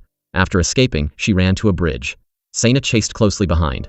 The two struggled with each other. It seemed the mother remembered something again. In a fit of anger, she pushed Se-na into the water. Watching her opponent struggle before her eyes, she suddenly felt the world spinning and fainted. Se-na slowly crawled onto the bank, then roared in anger, screaming for the older woman to open her eyes. Then she violently dragged her up. The mother screamed in terror. The man then took off his glasses. It turned out he had suspected Se-na of having bad intentions, so he had followed them the whole way and saved her. He intended to take her home, but the consecutive shocks made Song-ah's mother distrust the stranger in front of her. She used the excuse of needing the restroom and took the opportunity to escape. It wasn't until the landlady woke up that she discovered the mother was missing. The whole family immediately went out to search, but they couldn't find her anywhere. Song-ah received an anonymous phone call. Being too worried, she didn't recognize the caller's voice. The person said they had seen her mother near the Paju market. Song-ah was bewildered. How did he know her mother was missing? Before she could ask more, the person hung up. The mother hid under a bridge, not knowing where to go. After waking up, Se-na immediately went to the nearby police station, guessing that the amnesiac old woman might go there. Fortunately, man proposes, but God disposes. After searching for a while, Song-ah and her brother found their mother first. She was helping a restaurant owner wash dishes in the backyard. Unexpectedly, the panicked mother didn't even recognize her own daughter. Back at the rental room, she kept screaming that this wasn't her home, insisting her home was a private villa. Everyone had to coax her for a long time before she agreed to eat. The first time Kang Mo brought Song-ah home, his mother was so shocked her jaw nearly dropped, and his father's expression was even uglier. The two parents each had their own concerns. The chairwoman disapproved of Song-ah because she had been previously engaged. The chairman, on the other hand, was hiding an unspeakable secret. Even if Kang Mo knelt down and begged, they wouldn't budge. If he insisted on getting married, they would disown him. The chairwoman dramatically cried bitterly, lamenting her fate, saying neither of her two sons gave her any peace of mind. With nowhere to vent her anger, she poured it all on her youngest daughter-in-law, hating her for using the pregnancy to trap her youngest son. Se-na asked her mother-in-law if she would refuse to let Song-ah become a daughter-in-law. The chairwoman was blunt. It wasn't that she truly hated Song-ah, she just felt the two families weren't of equal status. The person I deeply despise is you. Se-na was so angry she could spit blood. She would rather die than call Song-ah her sister-in-law. The chairman's heart was in turmoil. Song-ah's father had founded this company, but for personal gain, the chairman had caused the death of his close brother. For years, his conscience had gnawed at him. He and Se-na shared the same attitude. Neither wanted Song-ah to marry into this family. Because of this, the atmosphere in the house became extremely terrible, and no one ate the breakfast that had been prepared. The chairwoman pointed her spear at Se-na again. Se-na refused to take it and argued back. The chairman hurriedly fled the chaotic scene, leaving the mother-in-law and daughter-in-law to continue their battle. Kangmin raised both hands in support of his brother and Song-ah getting together. Only those involved could understand how tragic an unhappy marriage is. He didn't want his brother to end up like him, forever living in the past, lingering over Hyuna, who had been missing for 2 years. Her every smile, her every glance was etched deep in his mind, impossible to erase. Unexpectedly, the murderer was lying right next to him. The police officer wanted to use the video evidence to blackmail Se-na again. This time, he demanded 200 million won. Se-na was exhausted by the endless threats and flatly refused. Unexpectedly, he sent the USB drive to her husband. The father-in-law signed for the package. Se-na was scared out of her wits. Her panicked demeanor was fully observed by the old man, arousing suspicion in his heart. Se-na plugged the USB drive into the computer. Little did she know, the chairman had assigned an assistant to monitor her every move. Terrified that Song-ah would marry into the family, Se-na tried every method to persuade her to give up this love. "Are you crazy? You still want to live under the same roof as me?" Song-ah calmly replied, "If you don't like it, you can move out. I haven't done anything shady, unlike someone who lives in constant fear every day." Following the clues, the chairman's assistant found the police officer. The chairman was willing to pay 10 times the price to buy the original evidence. The USB finally fell into his hands. He witnessed with his own eyes Se-na pushing Hyena into the sea. With this evidence in hand, he could control Se-na. It seemed that letting Song-ah marry into the family might not be such a bad thing after all. The chairman got dead drunk, and upon returning home, announced his approval of his son's marriage. As soon as Song-ah married into the family, she handed Se-na a pair of gloves, telling her to help wash the dishes. Unexpectedly, Se-na continued to scream, "Do you think I'm still the maid living off your charity?" She even warned Song-ah not to mention that her mother used to be a maid for Song-ah's family. Song-ah acted as if she didn't hear. She shook the water off her hands vigorously and turned to wipe the table. Se-na was furious. She opened the refrigerator and deliberately dumped fish onto the floor, causing Song-ah to scream and startle.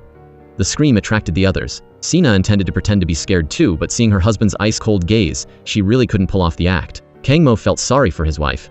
He was already prepared to move out. The chairwoman was unhappy that both daughters-in-law were working, especially Se-na, whom she accused of neglecting the child. Se-na glared and argued back, refusing to stay home even if it killed her, telling her mother-in-law to take good care of the grandchild. Song-ah, on the other hand, was gentle. With just a few words, she extinguished her mother-in-law's anger. Se-na nearly went crazy, telling Song-ah to stop pretending to be virtuous. Over the weekend, the family hosted a dinner party for the wives of the shareholders. The chairwoman told Se-na to prepare dinner, knowing that Song-ah, being from a wealthy background, didn't know how to cook and only needed to assist. Se-na found an excuse to refuse, claiming she had an important contract to work on, and even tried to push the responsibility onto her sister-in-law. Her mother-in-law didn't buy the excuse.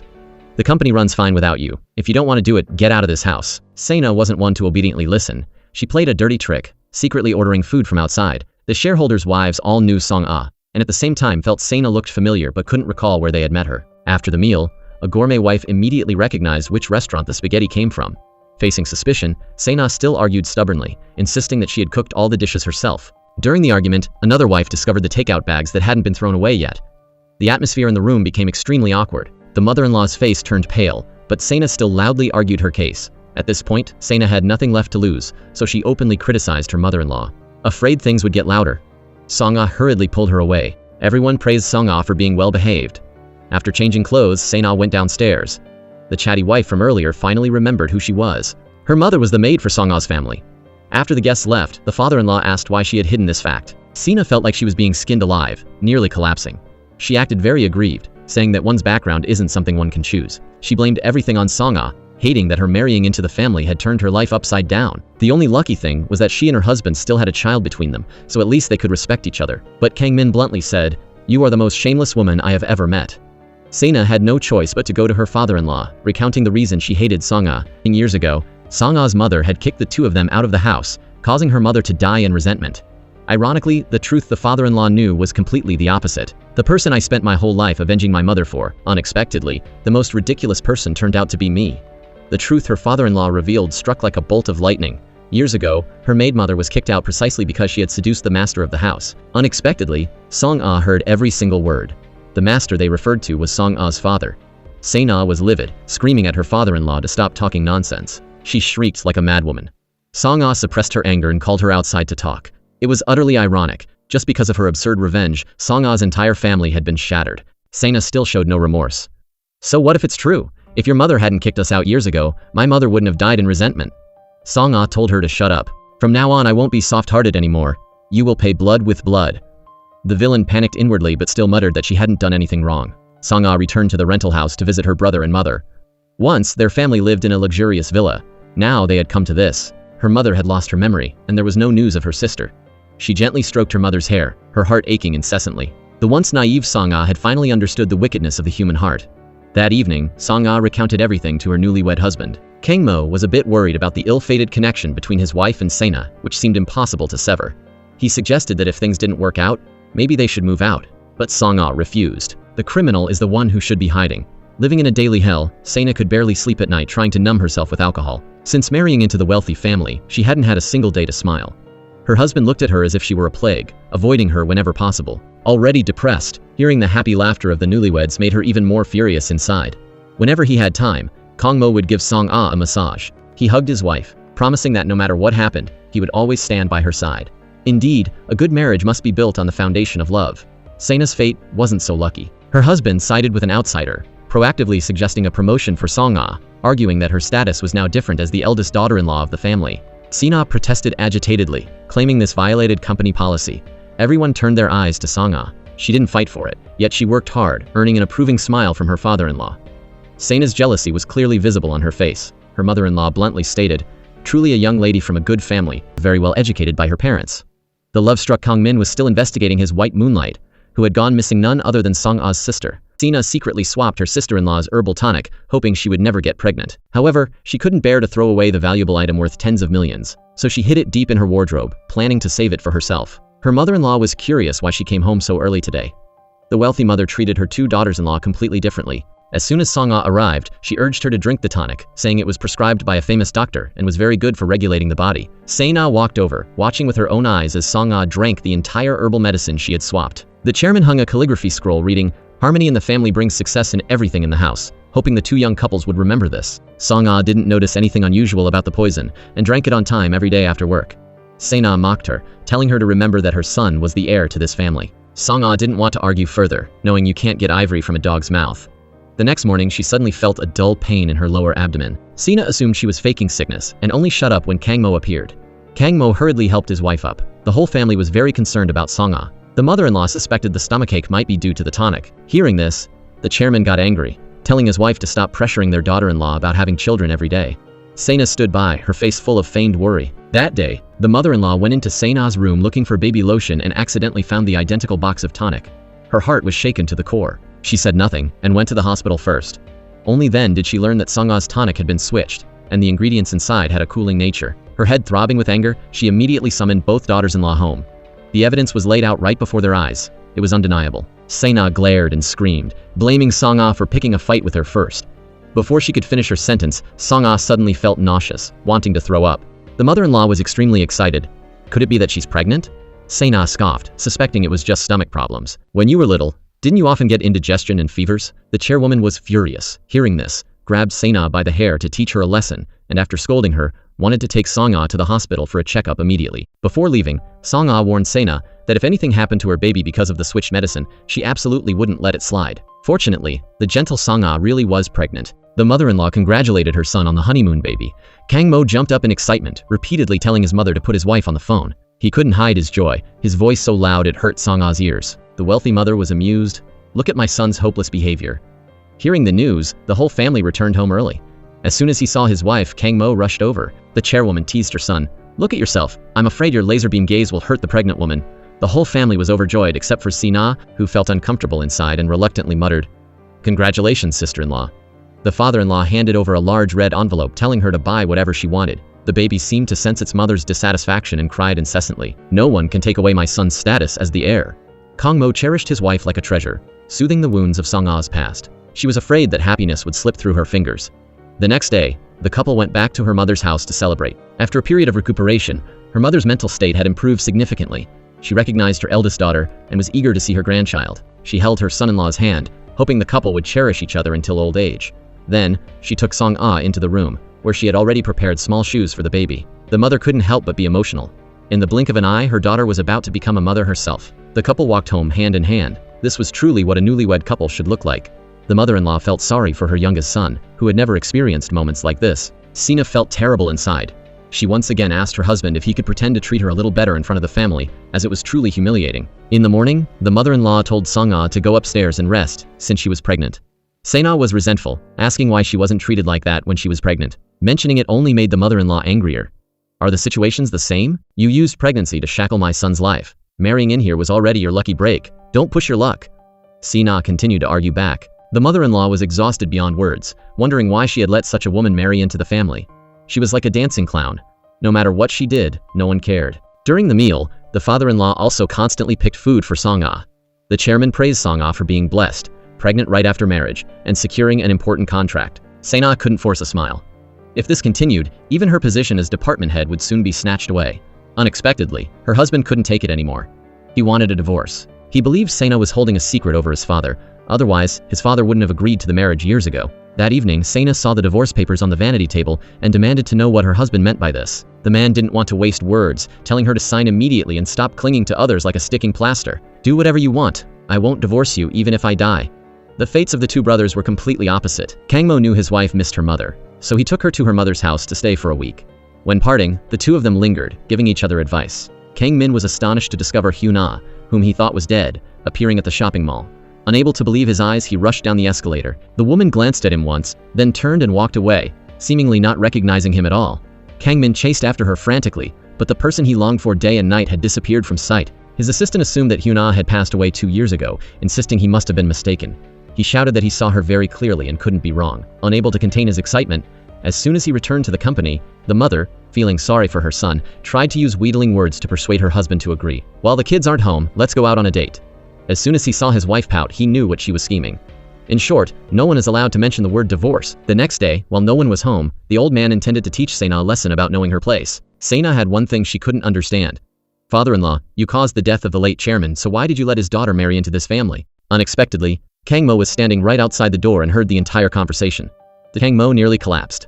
How could he face his wife in the future? Tears of regret welled up. He silently vowed to help Song-ah reclaim everything, dedicating the rest of his life to atoning for his father's sins. The two brothers sat together drinking gloomily. Kang Min had tried many ways but still couldn't find Hyuna. Could she have lost her memory too? Otherwise, why wouldn't she meet even her own family members? The older brother felt incredibly helpless, unable to voice the things his father had done. In the days that followed, Kang Min went to that bar every night, fantasizing that Hyuna would appear. He drank himself into a stupor. Unfortunately, Kang Min drank until he passed out. A woman helped him into a chair, then contacted his family to come pick him up. That day, the chairwoman went to work as a maid. As soon as she opened the door, she saw her daughter, who had been lost for 2 years. Sadly, due to her memory loss, she didn't recognize her own child. Hearing the other person speak English, she turned to leave, fearing she couldn't handle the job. The homeowner called her back saying she was Korean. After entering the room, the woman turned her head back, wanting to say something, but then stopped. While cleaning, the mother discovered a photo of the woman with a foreign couple. The homeowner explained that they were her adoptive parents. No one knew what she had been through in the past 2 years. If she hadn't lost her memory, why wouldn't she acknowledge her mother? After a day of work, Hyuna gave her double her wages. Blood runs thick. Although she didn't recognize her youngest daughter, she felt an inexplicable fondness for her. The next day, she made the handmade noodles that her daughter had loved since childhood. The chairwoman smiled contentedly, her eyes unable to leave her. Afterward, she gave the older woman a ride home since it was on her way. From a distance, the older sister saw her mother's figure and called out, "Mom!" Upon seeing this, Hyuna immediately drove away, seemingly trying to avoid her sister on purpose. For the past 2 years, Song-ah had never given up searching for her sister. Also, unable to forget her was the lovesick Kang Min. He drank himself into a stupor every day.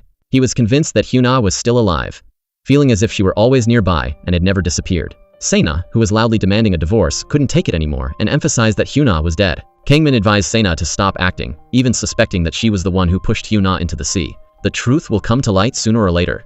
Se-na angrily grabbed him by the collar. "For the past 2 years, all you've given me is humiliation." The couple exchanged vicious words. Kang Mo felt sorry for his younger brother. All the mistakes stemmed from their father's greed in seizing Song-ah's family company, allowing Se-na to hold leverage over them. He said that everything should return to its rightful owner. The chairman was so angry he nearly fell over. Overcome with rage, attacking his heart, the chairman fainted onto the floor. The private doctor immediately arrived to treat him, emphasizing that the patient needed rest. But Se-na didn't care whether her father-in-law lived or died. She even found excuses to cause trouble. The mother-in-law stormed in, wanting nothing more than to tear her mouth apart. Afterward, Se-na ran into her father-in-law's bedroom, kneeling on the floor, begging him to support her. She claimed she would secure a 10 billion won investment for the company. Her son was still young, she said, and she would absolutely not divorce. The chairman wanted to use her to control Kang Mo, so no matter how much the others in the family objected, he refused the divorce and kept her in the company. The chairwoman truly couldn't understand. "If you continue to be so tyrannical, let's get a divorce." The chairman chuckled, trying to coax his wife. "It's not because I like Se-na, but for the sake of business." Song-ah discovered a mural in her in-laws' house and found it strange that it looked exactly like her father's painting. It was a cartoon depiction of the 5 members of her family. Hearing this, her husband clearly looked guilty. The more Song-ah thought about it, the more uneasy she felt. So she returned to her mother's house to find the painting her father had made when he was alive. Later, her mother came home from work and insisted on taking her daughter out to eat. Song-ah asked her mother if she remembered where their first house was. Her forgetful mother didn't remember much, only recalling the first villa her husband had built in Pyeongchang-dong. Song-ah didn't dare to think further. Her father had no reason to sell the house to her father-in-law. While she was thinking, Kang Mo walked in carrying gifts. Faced with suspicion, he didn't want to deceive his wife any longer. He confessed that his father had usurped her family's company and assets. Unexpectedly, walls have ears. Se-na heard this and immediately ran to her father-in-law's office to twist the truth. Kang Mo apologized to Song-ah, promising that he would definitely help her reclaim her position and would spend his entire life atoning for his father's sins. Song-ah was in excruciating pain. She didn't know how to face her father-in-law and finally understood why he had treated her so well. Perhaps it was out of guilt. Se-na ingratiatingly deboned a fish and placed it in her father-in-law's bowl. But he picked up the bowl and said the good food should be for Song-ah to eat. Her mother-in-law also adored Song-ah, telling her to eat more since a pregnant woman needs balanced nutrition. Song-ah blurted out, When my father was alive, he loved eating fish the most, so I really can't stomach it. Her father-in-law sat on pins and needles, carelessly knocking over his bowl and chopsticks. That evening, Kang Mo quietly walked behind his wife. Song-ah's heart was heavy. She hated herself for being unfilial, having married the son of her enemy. But she loved her husband deeply and couldn't bear to give up this marriage. She could only cry silently alone. Kang Mo saw it all. He stepped forward, taking her hand. "Don't be afraid that I will be hurt. Just do what you want to do. Reclaim the things that rightfully belong to you." Kang Min didn't allow his wife to enter the room. But Se-na acted like a rebel. "I haven't signed the divorce papers, so why won't you let me in?" She also couldn't understand why she was considered less than a dead person. Se-na was furious, but she still refused to give up the luxurious life. Song-ah held the photo of her family of 5. At times like this, she missed them even more. Her sister had been missing for 2 years, her fate unknown. Where was she now? At the same time, Se-na ran to her father-in-law's office to report the good news. She had secured an investment large enough to help the conglomerate advance to a new level. The chairman couldn't stop grinning and ordered a grand welcome for the investor's representative. Everyone was eagerly waiting, but unexpectedly, they were all utterly shocked. This woman named Kelly looked exactly like Song-ah's sister. Song-ah was agitated but was blocked by Se-na. Kelly calmly introduced herself, saying that she would next conduct a comprehensive survey of the conglomerate before deciding whether to invest or not. Song-ah was distracted. How could there be people so alike in this world? But her identity, background, and context were completely different from her sister's. Kang Min was also bewildered, unsure if the woman in front of him was the white moonlight he longed for day and night. During the meal, Song-ah kept staring at her. She curiously asked about her parents and nationality. Song-ah was extremely disappointed. Her sister had only been missing for 2 years. Clearly, it couldn't be this woman. But she still didn't give up hope, seizing every opportunity to confirm. 2 years ago, my sister fell into the sea and disappeared, but I have always believed she would return alive. Kelly maintained a cold expression, only responding indifferently. The chairman told Se-na to investigate Kelly's identity. Se-na disagreed, convinced that the woman she pushed into the sea was dead. The chairman, however, thought it shouldn't be taken lightly. After all, the body wasn't found at the time, and no one could guarantee this investment wasn't a trap. Se-na said yes with her mouth, but in her heart, she didn't care. As soon as she got home, she arrogantly claimed credit as a meritorious official who had won a multi-hundred billion won investment for the company. Her mother-in-law paid no mind. Head held too high, be careful not to sprain your neck. Then she turned to ask her husband, why can any stray cat or dog become a department head? The mischievous mother-in-law had given her a new nickname. Se-na was so angry that her face twisted. With nowhere to vent her anger, she sought out Song-ah to cause trouble. Knowing the other was suspicious of Kelly's identity, she bared her fangs and claws, afraid others wouldn't know she was feeling guilty. She even mocked Song-ah for being paranoid. Dead people can't come back to life. Song-ah couldn't take it anymore. Who exactly is the one failing to recognize reality? Se-na cried out in pain, getting schooled every day yet still never learning.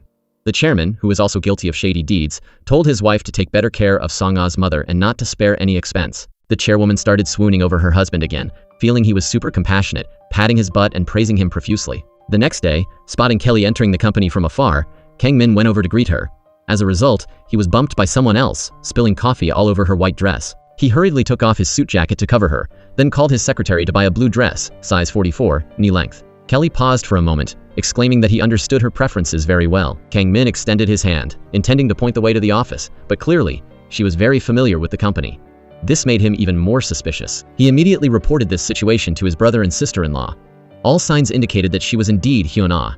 The three decided to secretly conduct a DNA test to prove their hypothesis. Unexpectedly, the father-in-law and Se-na also wanted to investigate the investor's identity. Over the weekend, they invited her to the house for dinner. Song-ah deliberately cooked a table full of dishes Hyun-ah liked to eat, wanting to test if this woman named Kelly had the same taste as Hyun-ah. Sure enough, it suited her palate perfectly. She repeatedly praised Song-ah's cooking skills. Se-na was extremely tense, intently watching the interaction between her husband and Kelly. After all, this woman looked exactly like her dead romantic rival. After the meal, Se-na handed Kelly a used toothbrush, intentionally misleading Song-ah to make her think Kelly would use the purple one. The chairman played along, going into the restroom and quickly taking out a new toothbrush, lying that he just remembered the other one had been used. Seeing with their own eyes that she used the red toothbrush, only then did they leave with peace of mind. Unsurprisingly, Song-ah ended up taking a fake test sample. Both sides waited anxiously for the DNA test results. Song-ah's hands trembled. She couldn't believe this was the truth. She clearly felt that it was her sister. Her brother-in-law also couldn't accept this result. He stormed out of the office, ripping off his tie, no words able to describe his despair. He took out the photo of his white moonlight, tears welling in his eyes. The three of them had underestimated the crazy Se-na, not expecting that she had a cunning strategist behind her. The forensic report showed that Kelly was indeed the missing Hyun-ah. The chairman crumpled the paper in anger, ordering Se-na to burn it. This was a secret between the two of them, and no third person was allowed to know. Se-na nearly collapsed. How could that woman be Hyun-ah? Se-na was scared out of her wits, The chairman didn't want to give up on the multi-hundred-billion-won investment project. He suspected Hyun-ah was just like her mother, perhaps suffering from amnesia. He had to seize this juicy bait before she regained her memory. You have to cast aside fear to accomplish great things. Song-ah's heart was heavy. They looked so alike. So why wasn't it her? Every day she prayed for her sister to return alive. Having her hope shattered once again caused her immense pain. Kelly said she had seen the missing person flyer, and indeed she and her sister looked very alike. It was truly miraculous. Her manner of speaking was as if she were telling someone else's story, without a ripple of emotion. Then she extended her hand, wanting to be good friends with Song-ah. No one knew if Hyun-ah was acting or truly had amnesia. In reality, she hadn't come here to invest, but to take over the JH conglomerate. That day, while no one was home, she lay on Gunwoo's bed.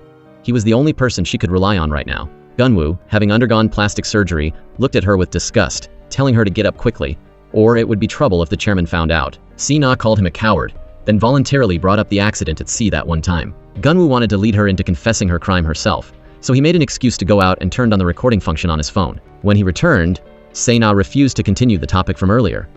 Gunwoo was exhausted from acting, not knowing how to bring Se-na down. Fighting alone was too difficult. He sought out Song-ah, lying that he was Gunwoo's cousin, returned this time to avenge his brother, and told her that 2 years ago it was Se-na who had pushed her sister into the sea. Song-ah was utterly astonished. The murderer was right beside her, yet she couldn't do anything. For now, the important thing was to gain the chairman's trust. Only then could she control Se-na. Even if his identity was exposed, he wasn't afraid of what the chairman would do to him, because he knew well that the old fox liked to use children from poor backgrounds, who, out of greed, would never betray him.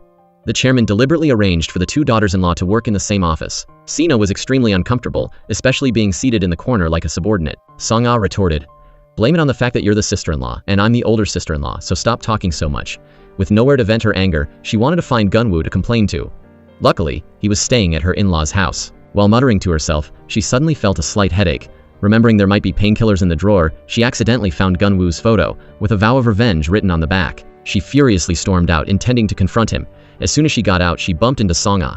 Song-ah glanced at the photo in her hand and guessed what was going on. Se-na agitatedly questioned her if she knew what the relationship between that man and Gunwoo was.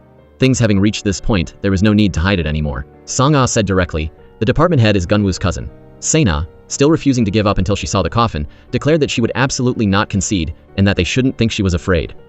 While they were arguing, the father-in-law returned. Se-na followed him into the office, wanting to expose the man's identity. Gunwoo, his face unchanging, quietly sent her an intimate photo. The words on the tip of her tongue had to be swallowed back down. Truly unable to stomach this anger, she stormed into his room to pick a fight, wanting nothing more than to tear apart the person who had deceived her feelings. The man walked in, silently watching her go crazy. Gunwoo, having undergone plastic surgery, mimicked her tone from the past and said, "Once I've made up my mind, I can be even more despicable than you. Who told you to mess with a piece of trash?" Se-na naturally remembered. This was the warning she had once given Gunwoo. She truly believed the man in front of her was Gunwoo's cousin, and felt a bit panicked inside, fearing Gunwoo had told him all her secrets. While she was questioning him, Song-ah walked in. Song-ah already knew Se-na was the one who pushed her sister into the sea, so no matter how she justified herself, Song-ah wouldn't believe her anymore. Se-na tried to act calm, claiming she had her father-in-law backing her. Song-ah naturally knew and mocked her, saying she was nothing but a puppet. "Did you use every trick to marry into this family just to suffer?" Se-na ground her teeth in hatred, telling her to shut up. Gunwoo stood by and twisted the knife. "It's too late for regret now. You are surrounded by enemies, constantly monitoring your every move." Se-na remained stubborn, still arguing back loudly despite being thoroughly schooled. Gunwoo, with his new face, once again gained the chairman's trust. The chairman tasked him with monitoring the two daughters-in-law. Squeeze the lemon and throw away the peel had been his operating principle for years. From the old man's words, Gunwoo deduced that he definitely held Se-na's secret. He risked sneaking into the chairman's office, using a copied key to open the safe. Then, he plugged a USB drive into the computer to check the files one by one. Finally, he found it. He quickly copied the file to his USB drive, then put everything back in place. With this video, he could naturally expose Se-na's crimes, but he didn't plan to do so. He still wanted to use that foolish woman to dig deeper into the chairman's secrets. Moreover, simply sending Se-na to prison wouldn't appease the hatred in his heart. Gunwoo clenched his fists, suppressing the rage inside him. He didn't tell anyone about his true identity. That evening, everyone gathered around the dinner table, but each harbored their own worries. The cunning chairman only pampered his whining wife, restricting her food intake for her health. The chairwoman pouted, complaining that at her age, she was still being controlled by her husband. The chairman, however, loved this side of his wife, but the sons and daughters-in-law couldn't bring themselves to smile. The atmosphere in the house was entirely forced. The next day, Se-na planned to curry favor with the investor. She hadn't been sitting for 2 minutes when Song-ah also arrived. Kelly's attitude toward the two was completely different. With Song-ah, she was always smiling. As they chatted, they brought up the accident at sea. Se-na's heart tightened. How does she know about Song-ah's sister falling into the sea? Who told her? Kelly explained that since everyone mistook her for Hyuna, she had looked up a few articles about her. Kang Mo took his mother-in-law for treatment every day, and coincidentally ran into his own mother coming for a checkup. Kang Mo was clearly a bit tense. He immediately pulled his mother aside, instructing her to keep this a secret from his father. Though she didn't understand, the chairwoman still agreed. Waiting for the mother-in-law to go outside, she even praised her for being blessed with such a filial son-in-law. Song-ah's mother was embarrassed, afraid of implicating her children. Kang Mo continually comforted her, wishing her a long and healthy life. As soon as he got home, he recounted his mother-in-law's situation to his wife, saying the chances of her recovering her memory were very high. The mother-in-law noticed that lately Song-ah had a bad attitude towards her father-in-law. She tried to advise her gently, saying that her husband genuinely considered Song-ah as his daughter, and that family harmony was more important than anything. Song-ah gritted her teeth and said, "I know." But she couldn't let go of the hatred for her father-in-law, who had stolen her father's company and villa. To secure his empire, the old man decided to use the investor to fire Kang Mo from his position as department head. It killed two birds with one stone. He could also test if Hyuna was really faking amnesia, since Kang Mo was, after all, her brother-in-law. Hyuna, who had changed her name to Kelly, relied on the reports provided by the company and immediately announced the suspension of all the department heads' projects without showing any favor. The person most heartbroken was Kang Min. He still didn't want to believe she wasn't Hyuna. The chairwoman came to the company to deliver documents and soon heard the news that her son-in-law had been fired. She immediately stormed into Kelly's office, begging her not to fire Kang Mo. The dispirited older woman didn't recognize her youngest daughter, ironically becoming a maid for her. Facing the plea, Kelly remained unmoved. Song-ah helped her mother leave. While the mother and daughter were talking, the father-in-law walked up. Song-ah couldn't hold it in anymore. She spoke the words she had suppressed for so long. "This is the company my father built. I won't allow anyone to steal it." Kelly stood behind them and heard every word clearly. She walked up to ask about the situation. The chairman looked awkward and quickly changed the subject. Though the outcome was set unexpectedly, a major client who hadn't been in contact for years suddenly reached out proactively, specifying that they wanted to collaborate with the department head. The chairman was furious. Knowing Gunwoo held her secret, Se-na sneaked into his office to rummage around. The lights suddenly turned on. Gunwoo, with his surgically altered face, smiled sinisterly. Se-na demanded he hand over the video. She screamed in anger, but Gunwoo took out his phone and asked if she needed him to record it. "I really enjoy watching you struggle in your death throes. Your actions are funnier than any comedian. Everyone must pay for their crimes." Se-na didn't dare scream anymore and scurried out of the office. Kang Min went to the bar every day to escape his terrible marriage. While he was singing drunkenly, the woman who looked exactly like Hyuna also arrived. About to leave, Kang Min borrowed the courage from alcohol to confess his feelings, saying he believed she was the Hyuna he had been searching for over the past 2 years. Kelly maintained a cold attitude, seemingly deliberately avoiding his affection, and left abruptly, almost getting hit by a car. All the colleagues knew that the investor and Kang Min's first love looked identical. Seeing the two of them walking together, they immediately assumed the pair were dating. Hearing this, Se-na jumped up in anger, almost slapping her subordinate across the face. She warned them to focus on their work and stop spreading baseless rumors. Already annoyed, she was then called into the investor's office and scolded for her terrible planning. That evening, Hyuna left work and accidentally ran into Kang Min again. She turned her face away, avoiding his gaze. Unexpectedly, the elevator suddenly malfunctioned. Hyuna was so terrified she couldn't breathe, frantically pounding the alarm button, completely different from her usual strong demeanor. No one knew what she had endured over the past 2 years. It wasn't until the elevator doors opened that she gradually calmed down. Se-na, the one who had reduced Hyuna to this state, was taking her anger out on the sofa. She had been frustrated all day to the point of chest pain and breathlessness. Gunwoo told her to stop hitting it. "That sofa is worth more than you are." After delivering that sarcastic remark, he whistled and walked away, leaving Se-na rolling her eyes in rage. That day, someone broadcast the original copy of the falsified ledgers during a company meeting. The shareholders suspected the double bookkeeping was linked to the chairman. Could it be that Gunwoo was still alive?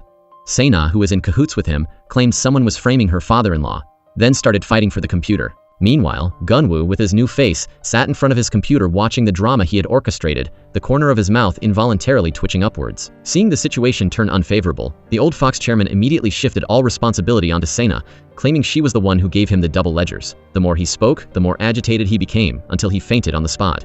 This performance fooled everyone. Waiting for his son to chase after him outside, he immediately instructed him to go back and handle the aftermath, then hopped off his assistant's back. "My body is still healthy. I absolutely won't collapse over such a trivial matter." As soon as he got home, he called the department head whom he trusted into his bedroom, ordering him to investigate if Gunwoo was truly dead. Besides him, who could have the original ledgers? No one would notice an orphan disappearing. This was the elder who had raised him since childhood, squeezed him dry, and then discarded him like trash. The flames of revenge burned fiercely in his heart. The chairwoman, unaware of the situation, criticized her children for siding with outsiders. "Your parents are old and have no strength left. We can only rely on our children." Se-na, enjoying the drama, asked her mother-in-law if she knew who wanted to bring down her father-in-law. The mother-in-law didn't believe Se-na's instigation. "You are the one who most deserves to be kicked out of this house." Then she forced Kang Mo to clarify what exactly was happening that she didn't know about. Just as Kang Mo was about to speak, the chairman walked out. He angrily ripped out his IV drip, using guilt to bind his children. "Even if the whole world throws stones at me as family, you must stand by my side. If you want to judge me, then get out of this house immediately." The chairman hadn't even finished his act when the sycophant started flattering him. Song-ah's heart was heavy. Did I marry into this family just for this day? The mother-in-law didn't know her husband had stolen Song-ah's family company. Seeing her children argue back, she publicly declared her unconditional support for the chairman. Children must take a backseat to the husband. Later, Se-na, despite having a broken bone from a fall, still wanted to pick a fight with Song-ah, hopping around like a clown. There wasn't a single person in this family who didn't hate her. She stood there screaming like a maniac. Gunwoo told her to keep it down or she'd go mute. The curse indeed worked. She screamed until she tore her throat, stupidly trying to make a sound all by herself. Her father-in-law walked out and called her into the study. The cunning old man wanted to pin the secret ledger crime on Song-ah's amnesiac mother. After all, given her mother-in-law's current condition, the company wouldn't pursue legal responsibility against her. He also demanded Se-na commit perjury, denying any involvement on his part. Se-na, hobbling along, still wanted to monitor her rival, asking about her schedule as soon as they met. Afterward, Hyuna went up to the rooftop alone to get some fresh air. Se-na hid in a corner, watching.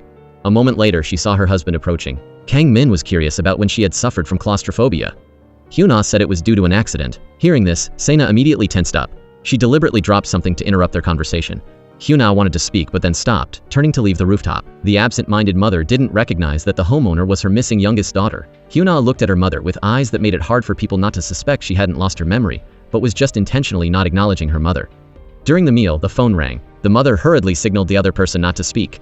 She was secretly working as a maid without telling Song-ah and asked the homeowner to keep it a secret. The chairman, having stolen someone else's property, pretended to be pitiful in front of his family every day. His wife was stressed, ordering her son and daughter-in-law not to anger the chairman anymore. Song-ah openly confronted him.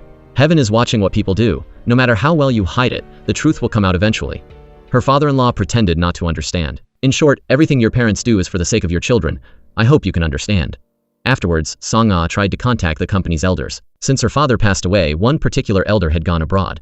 Perhaps he would know more about the hidden grievances. Just as she finished sending an email, Se-na hobbled in on crutches, her eyes constantly sneaking peeks, wanting to know what Song-ah was doing. The wolf-hearted chairman wanted to eliminate future trouble and was determined to find Mr. Oh before Song-ah did. Se-na wanted to warn her father-in-law not to entrust this task to Gunwoo, but because he held her secret, she didn't dare speak recklessly. At noon, Hyuna and Kang Min met for lunch to discuss business. Unfortunately, they were caught by Se-na. She was insanely jealous. Married for 2 years, her husband had never touched her. She immediately sat down at their table, insisting on eating with them. The subordinate, observing the investor representative up close for the first time, couldn't help but exclaim that she looked exactly like the late Hyuna. Kang Min tried to chase his wife to another table. The sticking plaster naturally refused to leave. With no other choice, Kang Min suggested they move to another place to eat. Unexpectedly, just as they stood up, Se-na deliberately splashed wine on her. Se-na cursed viciously, and even after speaking, she wasn't satisfied, chasing her husband all the way into the men's restroom. She was about to go crazy.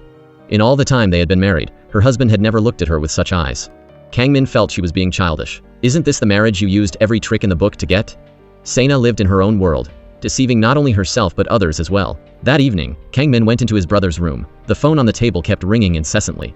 Seeing the caller's name, he couldn't help but be curious. Why was the company elder, who had disappeared for years, contacting his sister-in-law? With this question in mind, he casually picked up the phone. Mr. Oh, who was being pursued, gasped, "If I don't say it now, I'm afraid there won't be another chance." He stated bluntly that the person who killed Song-ah's father was the chairman. Kang Min was utterly astounded. How could his father be so cruel? At that moment, the chairman was in his study scolding Kang Mo and Song-ah, questioning why they were contacting Mr. Oh. Song-ah's attitude was decisive. She wanted to reclaim the conglomerate her father built, and her husband stood unconditionally by her side. They couldn't let their father continue making mistakes. When the couple returned to their room, they saw the phone on the floor and discovered Mr. Oh had called. After dealing with Mr. Oh, the chairman was in an extremely good mood. Using his old trick, he shipped the man off to America. As soon as he hung up the phone, the youngest son stormed into the study, questioning his father why he was so cruel, how he could repay kindness with enmity, and cause the late chairman's death. The old man's heart shook. He slowly turned his head. Kang Min felt ashamed to have such a father. He returned to his room to pack his bags. Se-na mistakenly thought he was leaving home because she hadn't signed the divorce papers. The mother-in-law forbade her youngest son from leaving, suspecting it had something to do with Se-na, but Kang Min insisted on moving out. The chairman tried to cling to him with tears and snot streaming down his face, But the youngest son wouldn't soften his heart anymore, nor would he be controlled by him again. He had once respected his father and had accepted a loveless marriage. But now he had had enough. He felt it was pathetic and shameful. The chairman's eyes bulged in rage. He slowly let go, allowing his youngest son to leave home, and even forbade his wife from following. Afterward, he took down the calligraphy scroll. "Harmony in the family brings success in everything," emphasizing that everything he did was for this family. Kang Mo suspected his brother had answered his wife's phone call and might have heard some secret. While they were talking, Mr. O sent a text message saying he was about to return to the US and wouldn't be in contact for a while. This message was sent by the chairman using Mr. O's phone, after which he immediately turned it off. Kang Mo felt something was suspicious. He immediately went down to the first-floor bedroom, wanting to confirm if his father was in the room. The cunning old chairman lay on the bed, pretending to sleep. Elsewhere, Kang Min went to a bar and encountered the investment representative again.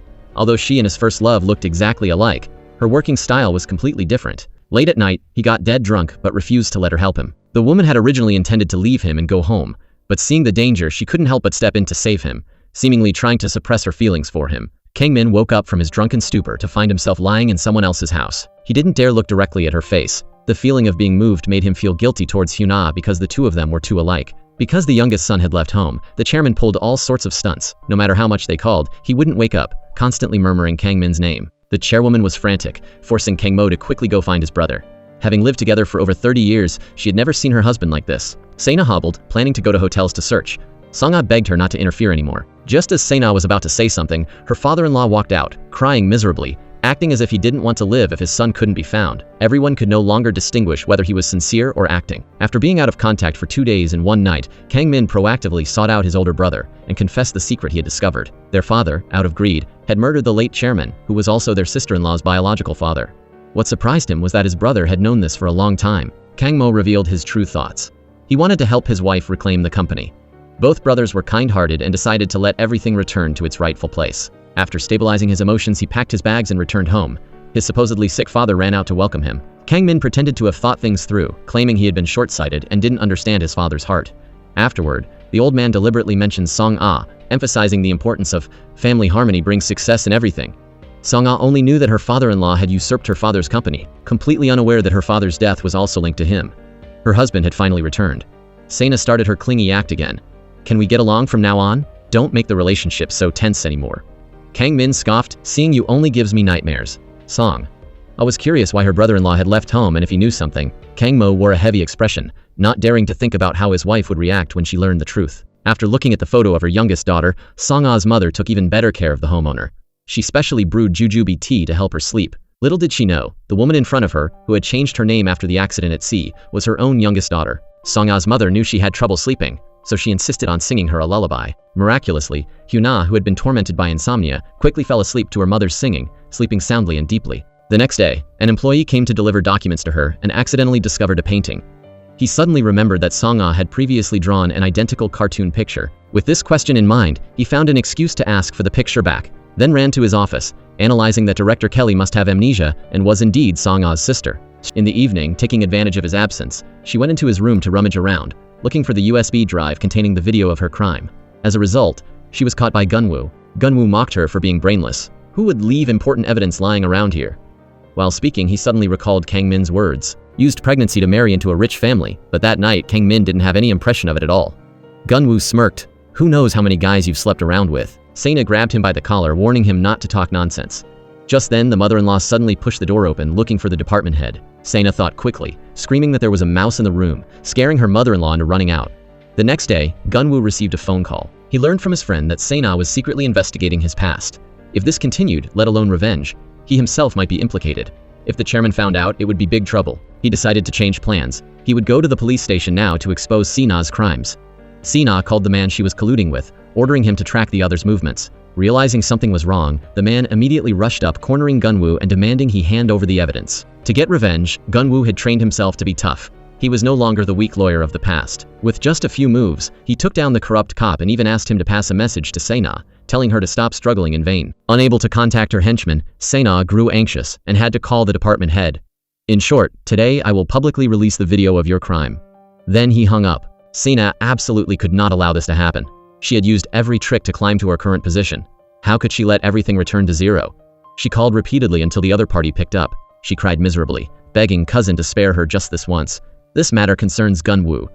Unexpectedly, Se-na had given birth to his child. Se-na assumed the person on the other end was Gun-woo's cousin, so she begged him to consider blood ties and not hand over the incriminating video, thereby revealing a shocking secret. Her husband's family did not know the son's true parentage. She even used the excuse that she had gone to these lengths for the sake of her child.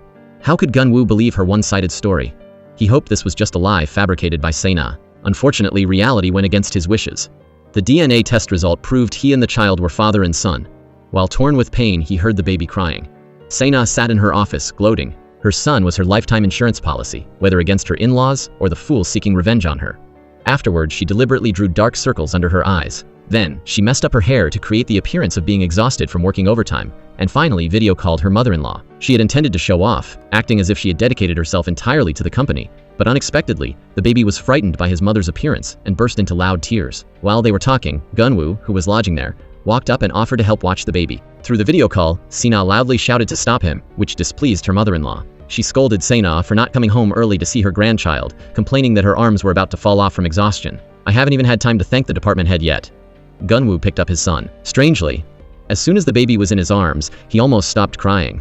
He held his son, his heart filled with complex emotions. Afterward, he took out his phone to warn Se-na to behave herself from now on, saying he would spare her this once for the sake of their blood ties. The father-in-law, also guilty of shady deeds, was frequently tormented by nightmares, his mouth constantly calling the late chairman's name. The next morning, the naive mother-in-law brought this up at the breakfast table, wanting Song-ah to know that her father-in-law was a sentimental man who often mentioned her father. She even asked her husband what his good brother had said. The chairman was so scared he nearly choked on his water. Se-na, the attention seeker, hurriedly stepped in to defuse the situation, saying they shouldn't mention the deceased at the dining table. "Look, father-in-law isn't even in the mood to eat anymore." Song-ah was unhappy inside. It sounded as if Se-na was saying her father brought bad luck. Song-ah didn't understand why the department head suddenly changed his decision. "Se-na pushed my sister into the sea and we have the video. Why not hand it over to the police? What if Se-na exposes your identity to my father-in-law?" Se-na was hated everywhere. As soon as she arrived at the company, she was mocked by subordinates about her inconvenience due to her leg, suggesting she should stay home and rest, as overworking wasn't good for recovery. Relying on her status as the chairman's daughter-in-law, Se-na acted arrogantly every day. She had just scolded her colleagues a few words when Song-ah counterattacked, reminding her to remember that she, Song-ah, was the head of the planning department. The chairwoman invited Song-ah's mother out for a meal. After a few rounds of drinks, the chairman came to the restaurant to pick up his wife. Unexpectedly, the investor also appeared there. Song-ah's drunk mother agitatedly walked up, calling out her youngest daughter's name. The chairman breathed a sigh of relief, but wondered how there could be such a coincidence in the world. A fallen mother working as a maid for her fallen daughter. The more he thought about it, the more wrong it seemed. Could it be that someone was putting on an act? Back home, the mother-in-law, emboldened by alcohol, called her children out. Recently, she was very dissatisfied with her two sons' attitudes toward their father. He has worked hard all his life for this family. Se-na, the brainless one, almost burst out laughing. Her father-in-law sternly reminded her, and only then did she rein it in. Afterward, Song-ah knocked on the study door and entered, hoping her father-in-law would turn back from the wrong path and voluntarily give up management rights, urging him to stop usurping her family's assets. With a cold face, the chairman refused and decided to rename the conglomerate after his own surname, wanting to uproot the foundation Song-ah's father had built. He even used moral blackmail on Song-ah, telling her not to keep clinging to the past, citing family harmony brings success in everything. Kang-mo didn't want a direct confrontation with his father, so he hurriedly pulled his agitated wife outside. But Se-na refused to let it go, criticizing Song-ah for making their father-in-law unhappy every day, calling her thick-skinned and oblivious to scolding. She intended to continue shouting, but noticing Gun-woo's strange gaze beside her, she immediately shut her mouth. It wasn't until late at night that the chairman finally returned to the bedroom, gently tucking his wife in. The longer he lived, the more guilty he felt toward her. She had the misfortune of ending up with a husband like him. Sadly, there was no turning back from this wrong path, and he worried about how his wife would survive if he were to fall. Overcome with emotion, tears streamed down his face. The mother-in-law turned over, only then discovering her husband sitting by the bedside. After more than 30 years, the couple was still as affectionate as they were in the beginning. The naive mother-in-law had always lived under her husband's protection, completely unaware of how many ticking time bombs were buried beneath this happy family. The next morning at breakfast, the mother-in-law mentioned something.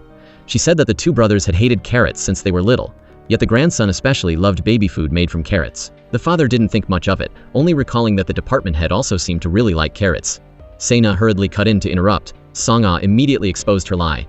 "Every time we eat kimbap, don't you pick the carrots out?" Se-na stiffly argued that she wasn't picky and ate everything, terrified that others would discover the secret of her son's parentage.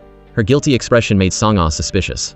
The schemes of the chairman and Se-na became increasingly apparent. Song-ah also learned that the person who stole her father's company and villa was none other than her hypocritical father-in-law. She swore to find evidence to reclaim what was lost. Meanwhile, the chairman and Se-na realized that their partner Kelly was actually Hyuna returning for revenge. Both of them were determined to hide this fact, wanting to exploit Hyuna to make a huge profit. However, Kang Min still hadn't gotten over his first love and constantly sought to be near her. In reality, he truly couldn't suppress his concern for Kelly, and vaguely sensed she was trying to suppress her feelings for him too. This caused him immense pain. Nearing the end of the workday, he couldn't help calling her to ask her out for a drink. Hyuna ruthlessly rejected him. Just like the time she was trapped in the elevator, Hyuna screamed for help in terror. Kang Min quickly found a flashlight. While comforting her over the phone, Hyuna fumbled to pick up her phone, feeling as if she were suffocating, like water was filling her mouth. Kang Min was shaken. Hyuna had indeed fallen into the sea and disappeared. He ran frantically, wanting to save the person he loved as fast as possible. In Kang Min's arms, Hyuna gradually calmed down, like lovers reuniting after a long separation. It wasn't until the bright lights came back on that Hyuna, who had changed her name, hurriedly stood up, refusing to admit she had ever fallen into the sea, clearly trying to repress her emotions. Over the weekend, the chairman brought a famous doctor from Seoul to treat her. During the hypnosis session, Se-na sneaked in, wanting to hear what she would say. Hyuna, bent on revenge, wasn't afraid to speak the truth. Painful memories came flooding back. That day, she had caught Se-na and her future brother-in-law inside a car at the beach. Her dark secret exposed, Se-na had pushed her into the sea. The chairman ground his teeth in fury. Only then did he realize Se-na had been involved with that traitorous lawyer. This scene successfully drove a wedge between their relationship. The chairman was livid, never expecting to be led by the nose by Se-na. For the first time, suspicion arose in him that the baby wasn't his biological grandson. He threatened Se-na to confess, saying that if the child were Gunwoo's, he would kill her. Unexpectedly, Se-na held the video of her father-in-law's crime. Sure enough, evil brings its own retribution. The chairman was also choked with frustration. He clearly knew the grandson wasn't of his bloodline but dared not kick Se-na and her son out. His wife was even singing lullabies to the child. My wife usually treats this child like her own life. She was about to hand the baby to her husband. The chairman resisted with his whole body, saying he would send the less than 1-year-old baby to daycare. Se-na slammed the table in agitation. Everyone could see the shift in the chairman's attitude. The mother-in-law guessed Se-na must have caused some trouble. If it weren't for the sake of my grandson, I'd really want to slap her. Se-na's mentality was rock solid. No matter how much her in-laws alienated her, she remained unmoved. She hugged her son, encouraging herself that no matter what anyone said, the child was still the heir to the conglomerate. Her shameless demeanor was both hateful and ridiculous. Surrounded by enemies, she had to go beg Gunwoo for help, asking what to do now. Gunwoo, with his surgically altered face, was extremely confused. Things have reached this point. Why is the chairman still tolerating her? Gunwoo hated Se-na, but he wanted to protect his son and decided to investigate the chairman's secret himself. Se-na was certain no one could uncover it unless Gunwoo agreed to help her, in which case she might reveal the secret. Gunwoo kicked her out with a cold face. Watch your mouth and don't drag me into this. Get out before the chairman comes back. Se-na humiliated herself and hobbled away. The chairman, having done evil deeds, was troubled every day. Song-ah's warning kept echoing in his ears. I will do whatever it takes to drag you down. Suddenly, there was a knock on the door. The deceased late chairman appeared before him, slowly approaching. The late chairman's 2 daughters surrounded him. Terrified, he started hallucinating. This was Hyuna's revenge plan, pretending to have amnesia, step by step, breaking down the enemy's psychological defenses. There was no peace at home either. Song-ah stopped him from selling the textile factory. Her father-in-law was furious, scolding Song-ah for her audacity. While they were arguing, Se-na stormed in to cause trouble, claiming she had told her father-in-law long ago that her sister-in-law married into the family for revenge. As a result, she got scolded too. Her father-in-law shouted at her to get out. Cunning all his life, he never dreamed that in his final years he would have to battle his daughters-in-law. Song-ah wouldn't be swayed by his few words. She only knew that the conglomerate was her father's life's blood, and she would reclaim it even if it meant sacrificing everything. The attention seeker was waiting at the door, jumping out to declare war on Song-ah. I will unconditionally support father-in-law. Song-ah had no time to argue with such a lowly person. That day, the chairwoman visited her in-law's house as a guest. Suddenly, she had a slight headache. For some reason, everything around her felt very familiar.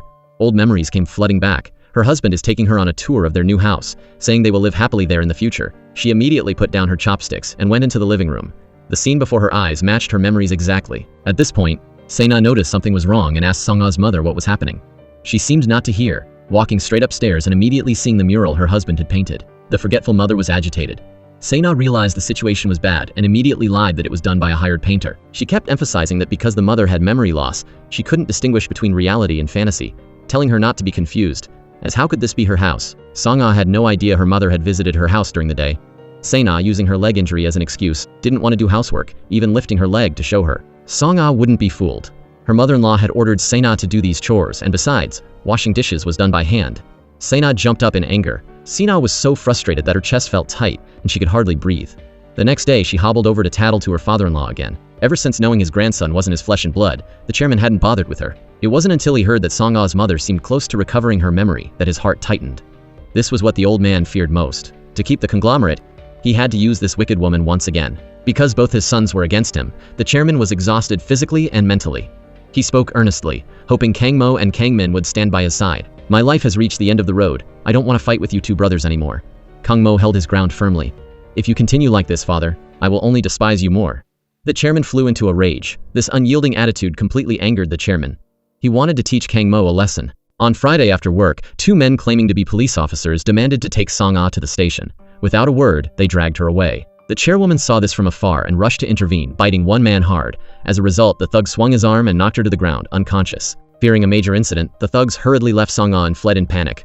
Colleagues helped her take the chairwoman to the emergency room. Fortunately, after examination, there was nothing serious. She could be discharged after a simple bandaging of her wound. The chairman's assistant hid in a corner, secretly observing Song-ah's mother's condition. After this fall, she recognized Representative Hong. Although she remembered a few people and events, judging by her tone of speech, it was clear she hadn't fully recovered yet. The assistant reported his observations to the chairman. The chairman was troubled, hating these two mother and daughter who tormented him every day. Song-ah suspected her father-in-law had ordered her kidnapping, but at this moment, she couldn't act rashly, nor could she confront him directly. That day, the chairwoman suddenly recognized the landlady's boyfriend, asking if he used to be a policeman in Soko. The man was so scared he nearly cut his hand. Her son was extremely excited. It seemed his mother was about to recover her memory. The landlady's sister also ran over, asking if she remembered anything else. Uncle Kim was extremely troubled. Se-na had ordered him to monitor Song-ah's mother, but he had unfortunately fallen in love with the landlady. Caught between love and money, he was tormented. Later, the mother seemingly remembered something again. She kept avoiding Uncle Kim, always taking detours around him. Learning this, Se-na could no longer remain calm. She stormed straight to the boarding house, intending to use her old tactics to scare the older woman, screaming wildly like a lunatic. Unexpectedly, the foolish woman shot herself in the foot. Under the intense provocation, the mother finally remembered why she had suffered a brain hemorrhage and fainted. Se-na had stolen her eldest daughter's fiancé and pushed her youngest daughter into the sea. Faced with the accusation, Se-na denied it profusely, screaming for her to stop talking nonsense. Song-ah overheard their conversation. Only then did she realize who had caused her mother's memory loss. Se-na remained stubborn, emphasizing that the mother was mentally ill, so how could anyone believe her words? Se-na smiled maniacally. Empty words mean nothing. Show the evidence if you have it. Who can prove I pushed Hyun-ah into the sea? Don't accuse innocent people. Besides, you already had high blood pressure. You carelessly fell and passed out yourself. She was so arrogant because she had her father-in-law backing her. She even said she would go back now and report the mother's condition to the old man. And given his temper, he absolutely wouldn't let it slide. Song-ah knew well that the top priority now was to bring down the chairman first. The rotten fish, Se-na, could be dealt with later. Afterward, she told her mother about how her father-in-law stole the company. The chairwoman couldn't recall those grievances. Her heart was heavy, grieving for her husband who died without peace, betrayed by his closest brother. Song-ah instructed her family not to reveal her mother's condition to outsiders. Se-na drank alone to build up courage, her hands trembling ceaselessly. The evil deeds she had committed were being exposed one by one. Apart from trying to hold on, she had no other choice. Song-ah calmly returned to her in-law's house. Her father-in-law came out to ask about her mother's condition. Song-ah said directly that although there was no improvement, it wasn't worse than before. Just as she went upstairs, she heard the two brothers whispering in the bedroom, seemingly hiding something. Her husband even said, "I hope she never finds out in her whole life." Hearing footsteps, he hurriedly took a few steps back, pretending he had just arrived. The brothers were clearly a bit flustered, especially Kang Mo, who feared his wife had heard something. Song-ah didn't suspect the man she loved.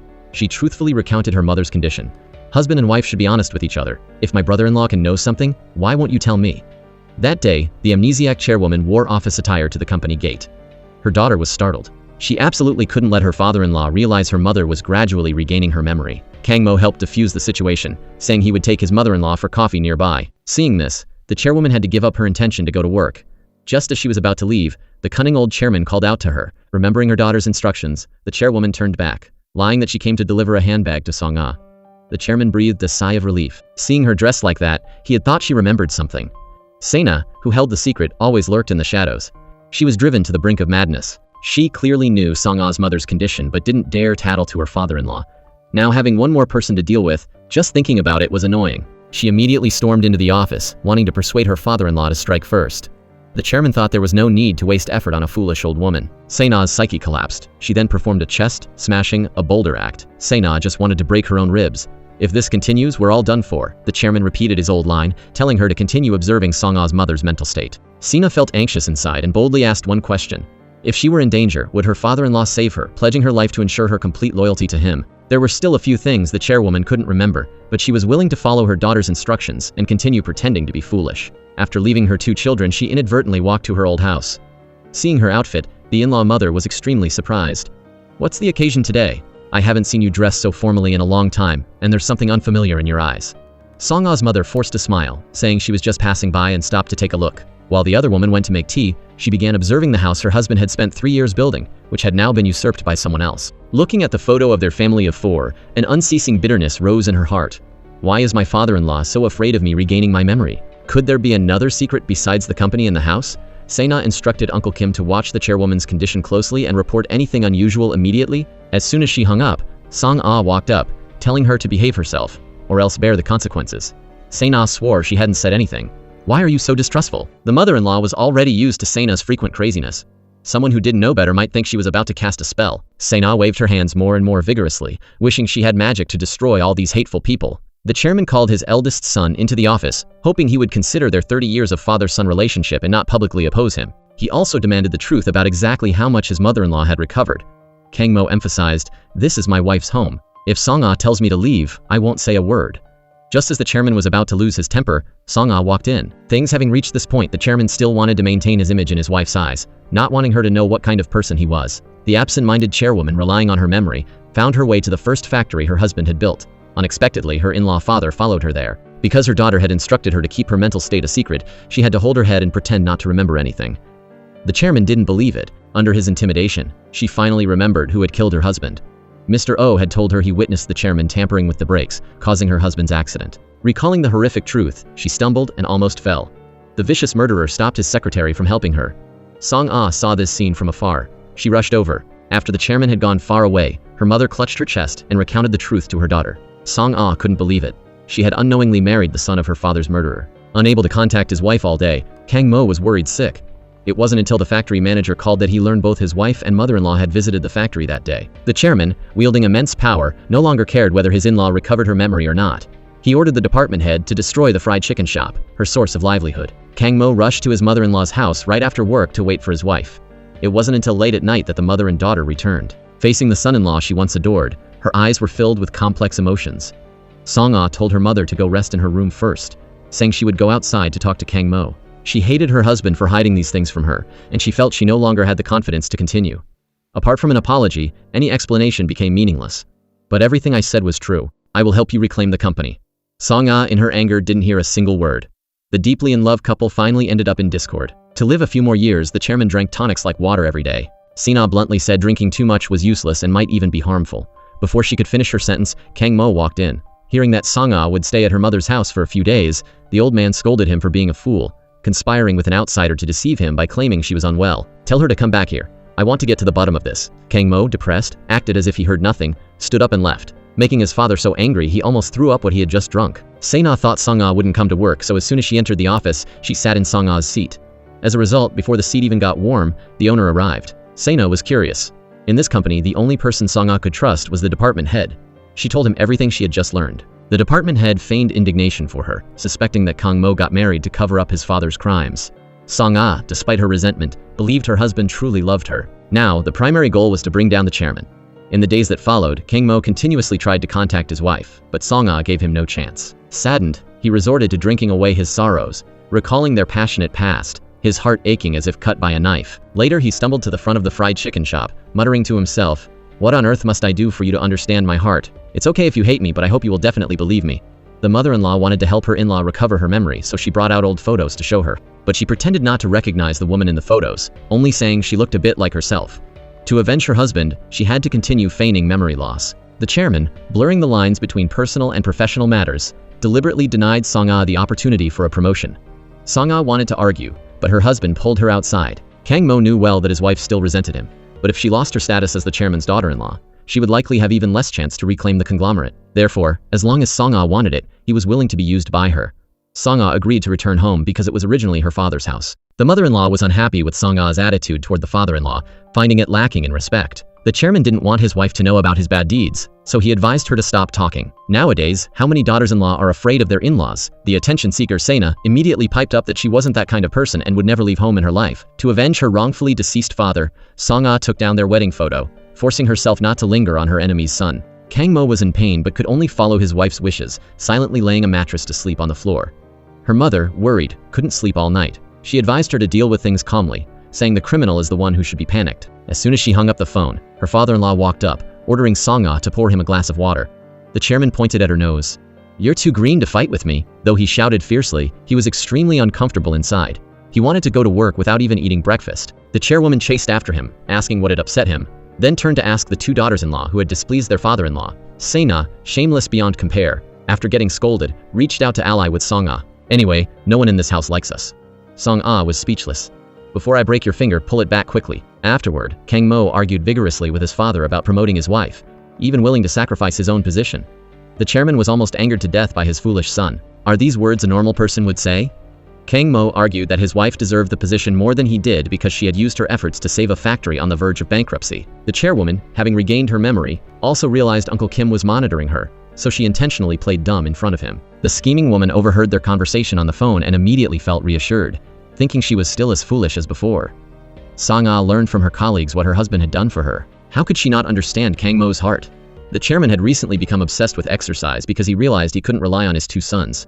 His life could only be held in his own hands. Raising sons is useless. Song-ah and Kang Mo secretly slept separately but unexpectedly forgot to lock the door. The mother-in-law suddenly barged in. Already angry upon hearing her son wanted to yield the department head position to her daughter-in-law, she couldn't help but raise her hand and slap her. "Not only do you want to steal the position, but you also make my precious son sleep on the floor." The mother-in-law grew angrier as she spoke. Both daughters-in-law are of the same stripe. Both want to use their husbands to climb the social ladder.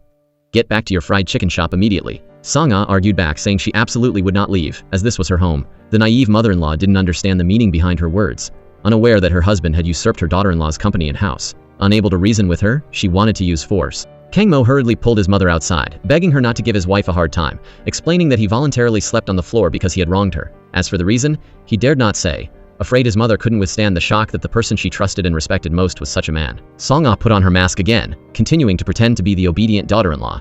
Early in the morning, she ordered Se-na to chop an entire basin of onions. Se-na, being blackmailed, didn't dare to confront her directly. She was about to go crazy, terrified that Song-ah's mother would go to the police station to report her. Raging alone while her eyes stung from the onions, her miserable crying scene was caught by her mother-in-law. To win this promotion, Song-ah invited the shareholders she trusted to a restaurant, hoping they would vote for her, as her father-in-law would certainly pull strings behind the scenes. The shareholders were a bit hesitant. Just then, the chairwoman walked in, hoping the people there could help her daughter, and revealed that she had recovered her memory. With her appearance, her supporters from years ago regained their confidence. They would still support the late chairman's wife as before, promising to unite to help the mother and daughter reclaim the company. The cunning old chairman thought everything was under control, never expecting that Hyuna, having changed her identity, was also feigning amnesia. She wanted her father's murderer to live in fear. To ensure she would never remember the past, the chairman arranged another psychological therapy session. This played right into Hyuna's hands. She wasn't afraid to speak the truth. The chairman was agitated and wanted to stop the session. Seeing the pained expressions of Kang Mo and his father, his fear reached its peak. He stumbled out, almost fainting. Heaven watches what people do. How could he not be afraid? Today was the day of the vote for the promotion proposal. The chairwoman came to the company gate to cheer for Song-ah. "Your father in heaven will help you too, so don't be afraid." One thing, however, troubled the mother. "Where exactly is my youngest daughter? I always feel she is still alive." Mentioning her sister made Song-ah's heart heavy as well. Afterward, she returned to her office to await the voting results. Clenching her hands, she prayed silently, her anxiety indescribable. The chairman thought he had victory in the bag, as he had repeatedly expressed his intentions to the shareholders beforehand. Seeing the vote count, his eyes bulged larger than brass bells. 10 votes in favor, 9 against. Song-ah was successfully promoted to department head. The mother-in-law was curious who the grandson took after to have naturally curly hair. This remark made Song-ah suspicious. Asking around, she learned that her brother-in-law didn't have type AB blood at all. Se-na had lied to her in-laws that she had type AB blood. Se-na hurriedly interrupted, lying that her maternal grandmother also had curly hair, suggesting the baby might have inherited it from a previous generation. Then, she gritted her teeth and warned Song-ah not to talk nonsense. "I don't joke about my child." Before she could finish, the chairman walked in. Seeing these two daughters-in-law gave him a headache. As soon as Song-ah left, Se-na hugged her son and went to her father-in-law, asking the old man what to do now, as Song-ah suspected the child's parentage. Later, Song-ah questioned Se-na about how she could carry someone else's child and marry her brother-in-law. "Sure enough, you and my father-in-law are cut from the same cloth. Greed has made you lose all humanity." Se-na angrily claimed she did it to survive. This foolish woman couldn't keep her cool.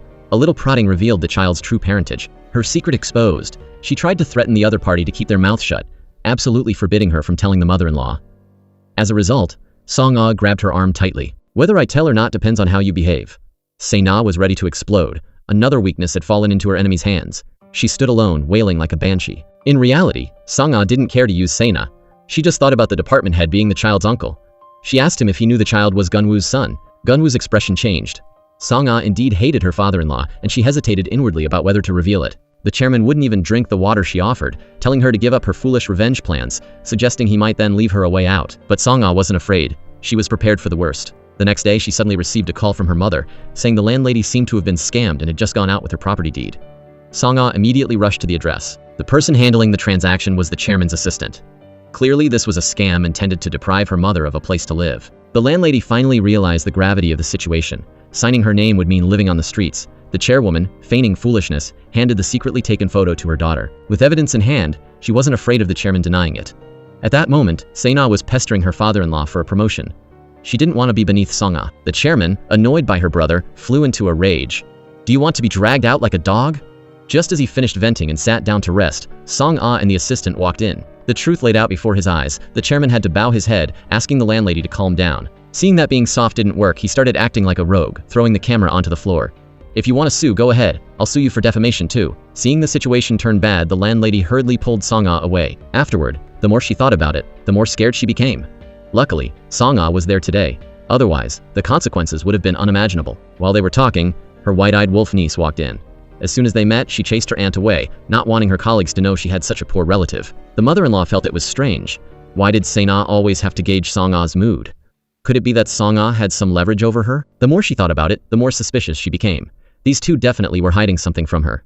She called Song-ah into the room. Before they could exchange a few words, the baby's mother walked in, hurriedly wanting to take the child away. The mother-in-law called her back. If something is going on, it's best to confess early. Se-na begged her mother-in-law not to pressure her anymore. When the father-in-law returned from work, Song-ah didn't even greet him, turning and walking away. The mother-in-law was angry that Song-ah treated her husband like that. Se-na lived on the brink of collapse every day, surrounded by enemies, anyone capable of choking the life out of her. She drank alone to drown her sorrows, pitying herself. A subordinate saw this and kindly reminded her, "Do you want to get fired for being drunk?" In the afternoon, the mother-in-law had something to do, so she wanted to leave the baby with Song-ah's mother for a while. Before leaving, she didn't forget to mock Song-ah. This baby and his mother both have type AB blood. That's why he cries so much. As soon as she left, Se-na's aunt started muttering about the in-law, saying she even mistook her own daughter-in-law's blood type. An unintentional remark caught the chairwoman's attention. She sank into thought, could the baby be Gunwoo's son? This secret utterly shocked her. Se-na sought out Gunwoo, who had undergone plastic surgery. She didn't want to endure humiliation any longer, obeying Song-ah's orders. Gunwoo, seemingly forgetting his original goal of revenge, schemed for Se-na for the sake of his son, telling her to pretend to go along with Song-ah. "You have to enter the tiger's den to catch the tiger cub." Fortunately, Song-ah had a smart mother behind her. She didn't understand why her daughter didn't take this opportunity to eliminate the threat. Song-ah explained that she wanted to use Se-na to steal information from her father-in-law. In short, she is a bomb. We can't keep her. Afterward, the chairwoman followed her daughter to the in-laws' house, continuing to feign foolishness in front of outsiders, repeating word for word what Se-na's aunt had said during the day. The mother-in-law's face turned pale upon hearing it. What did she mean the youngest daughter-in-law had blood type A? She glared, forcing the other party to clarify what on earth was going on. Se-na trembled in fear but remained silent. The mother-in-law wanted to skin her alive. How could there be such a shameless woman in the world? Song-ah told her to stop struggling and told her mother-in-law that the baby was Gunwoo's son. The mother-in-law felt like she had been struck by lightning. That man was a lawyer trained by her own husband. Now his whereabouts are unknown. She grabbed her youngest son's hand. Kang Min wasn't without suspicion, but he had thought that no matter how evil Se-na was, she wouldn't joke about her own child. The mother-in-law stood up, trembling, running to tell her husband. The chairman's face remained calm.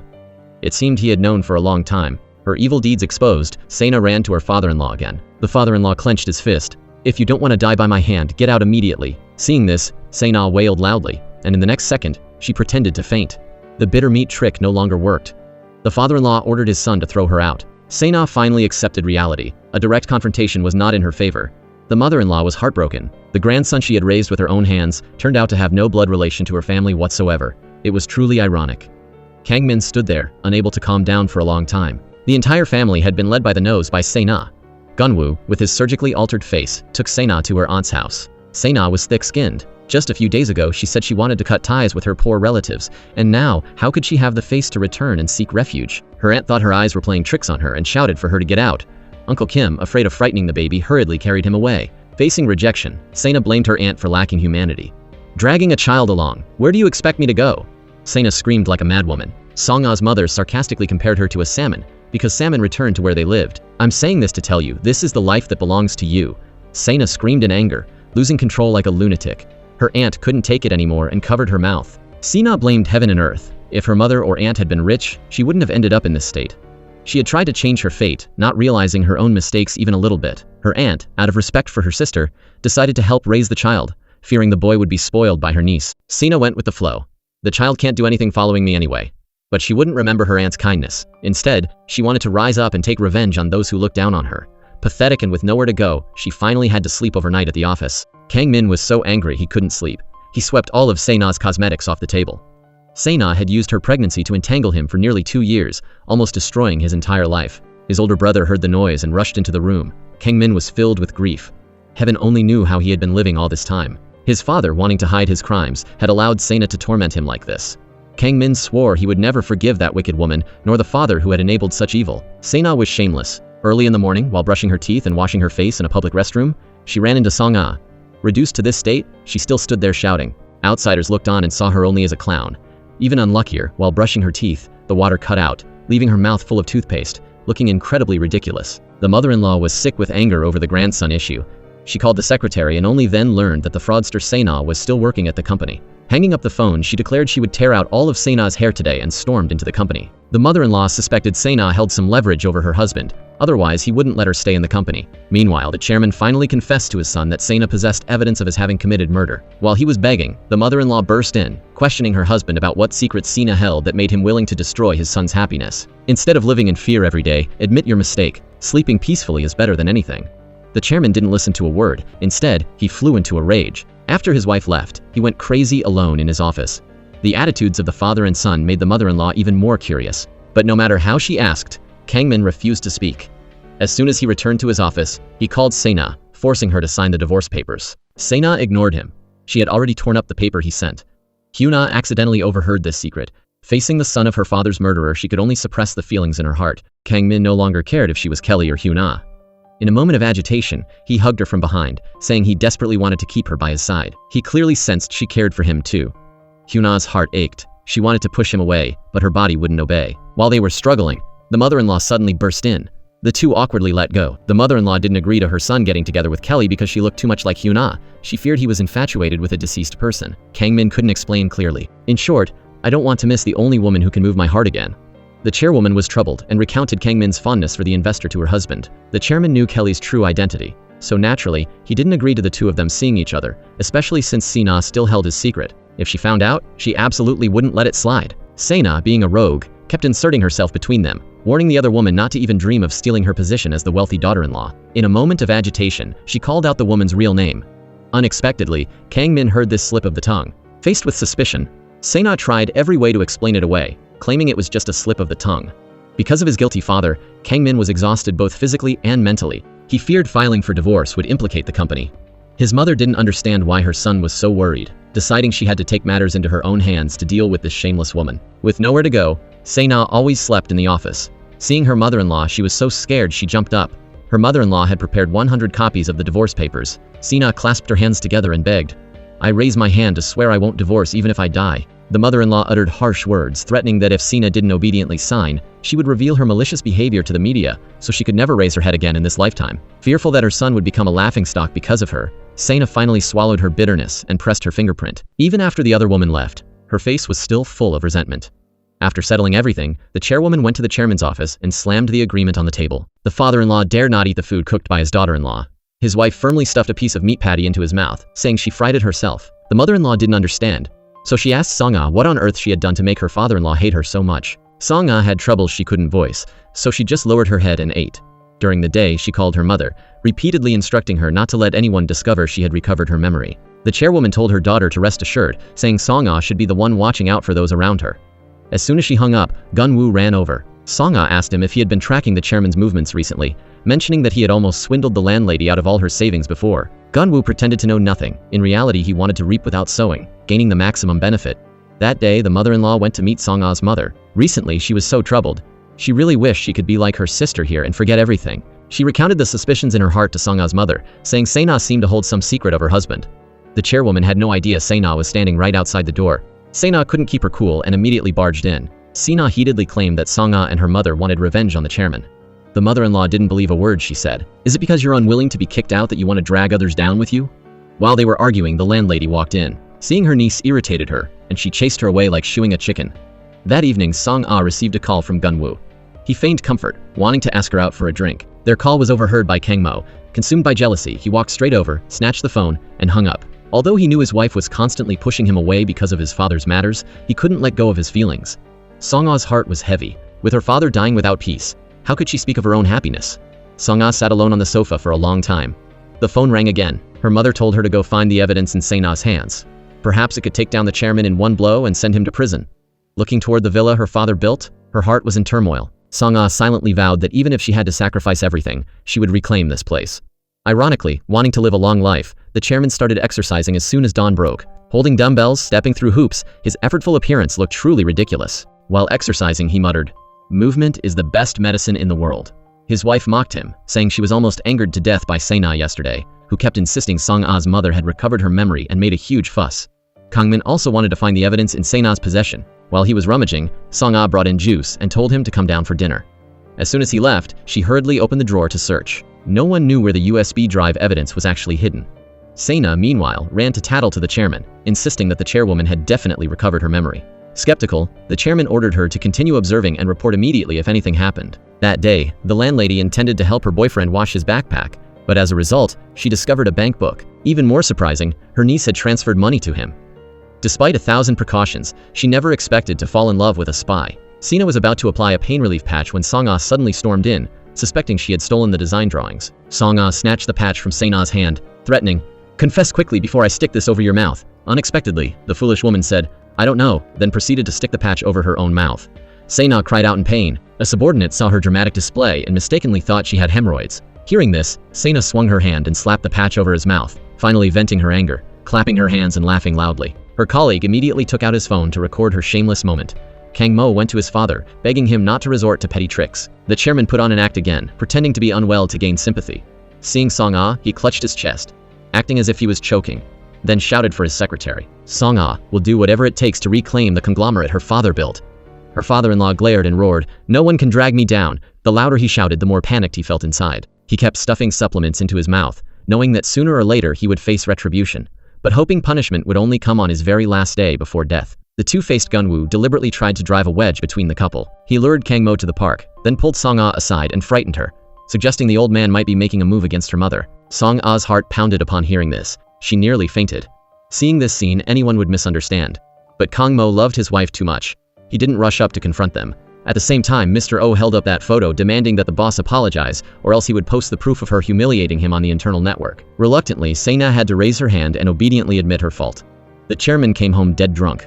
He was like a roly-poly toy. As soon as he lay down, he automatically sprang back up. Then he pulled out a card, telling his wife to buy more clothes and supplements for her in-laws. The naive mother-in-law felt her husband was both kind and generous. In reality, the chairman did this to test Song-ah's mother's mental state. Kang Mo asked Gunwoo to meet him outside. Without a word, he punched him straight in the face, warning him not to fish in troubled waters. Because of his father's issues, Song-ah was indeed a bit bewildered, but he wouldn't allow others to intervene between him and his wife. Gunwoo had already thought of an explanation. "You two were an ill-fated match from the start. You shouldn't be together. Marrying the son of an enemy, what kind of propriety is that?" Gunwoo shook off his hand and feigned sympathy for Song-ah, continuing to advise Kang Mo to give up this marriage. Selfishly binding someone isn't love. Kang Mo felt the sting of truth, unsure of what was best for his wife. Song-ah wanted to keep her distance from her husband, but her heart wouldn't listen. When he hadn't returned home by 4 a.m., she couldn't help but worry. Song-ah's mother went to the factory early, wanting to help her daughter resolve the design drawing issue. Before leaving, she instructed the old employees not to let others know she had been there. Their conversation was overheard by Kang Mo.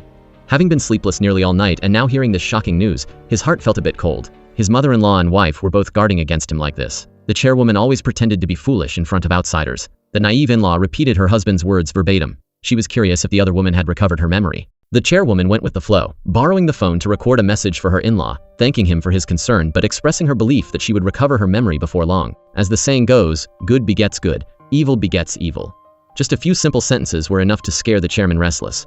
The fortune he had plundered was as illusory as a soap bubble. Kang Mo sought out his wife. He knew about his mother-in-law recovering her memory and couldn't help but reproach her for still not trusting him. I have said more than once that I will help you reclaim the company. Song-ah was now wary of everyone except her mother, living as if on a deserted island. Her husband held her hand. Meanwhile, Se-na went to the chairman's office to claim her reward. She was the one who had stolen Song-ah's designs, sabotaging this project so there would be an excuse to fire her. The chairman was tired of the sycophant and turned to leave for the day. Se-na clung to his arm. As long as the chairman accepts me again, I will risk my life to protect you. The chairman sneered, asking if she dared to die for him. Humiliated, she went to find Gunwoo, curious why he was playing both sides. After learning of his son's existence, Gunwoo, with his surgically altered face, hoped the chairman and Song-ah would destroy each other, dreaming of taking over the entire conglomerate himself. But before that, he had to gain the trust of both sides. For the past few days, Song-ah and everyone had been running around because of the lost drawings. They finally managed to contact the designer who had been out of reach. Fearing danger, Kang Mo insisted on going alone to meet him. Her mother recognized her son-in-law's sincerity and reminded her daughter not to pour all her hatred onto her husband. The one at fault was the chairman, not his son. Song-ah understood intellectually, but her heart found it very hard to forgive, causing her immense pain. Kang Mo quickly met the designer. Gunwoo in disguise followed closely. Later, the designer confessed that because Se-na threatened him, he had been forced to flee to Japan with his family. But thinking of the late chairman's kindness, his conscience wouldn't rest, so he risked returning. The designer suspected the guy who had just chased him was also sent by Se-na. As soon as he got home, his mother discovered her son was injured. Kang Mo explained that he had carelessly bumped into a wall.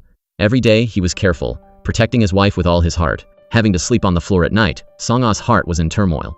Why did such a good man have to be the son of her father's murderer? Gunwoo followed orders to extract information from Se-na, asking where exactly the USB drive recording the chairman's crime was hidden. Se-na gloated. That was her lifetime insurance policy. How could she easily reveal it? After a few rounds of drinks, she let slip a sentence. The USB drive was hidden under a pine tree. The chairman was speechless upon hearing this. Se-na's stomach was growling, so she had to shamelessly go to her aunt's house to freeload. She acted like a bandit, completely indifferent to whether the host welcomed her or not. After a few bites of food, she ordered her cousin to bring out her son. Her aunt prevented the mother and son from meeting, fearing the child would be corrupted by his mother. Then she started kicking Se-na out. From now on, whether you live or die has nothing to do with me. The aunt called out for her ex-boyfriend who was squatting outside the door to come in. The two of them joined forces to carry the ridiculous woman out. Se-na pointed at Mr. Kim's nose and scolded, "Have you forgotten I'm your boss?" Mentioning it only made him angrier. "Because of you, I've been kicked out onto the street. Now I can only pitch a tent outside the door." In his eyes, Se-na's life was beyond salvation. Hearing this, Se-na exploded on the spot. The next day, the designer brought the original drawings to Song-ah and her mother. Afterward, the two of them hid aside, waiting for the foolish woman to fall into the trap. Se-na was overjoyed, thinking she could seize this opportunity to turn things around. Just like that, she fell into a meticulously designed trap. Now, even if she sprouted wings, she couldn't escape. To achieve success, the chairwoman wanted to decode the core technology her husband had left behind. After days of research, she finally deciphered the meaning of those codes.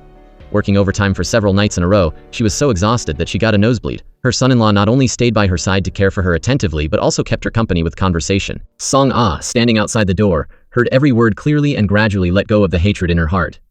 Kang Mo's unwavering love moved not only his mother-in-law but also his wife. She no longer held it against him that he was the son of her father's murderer.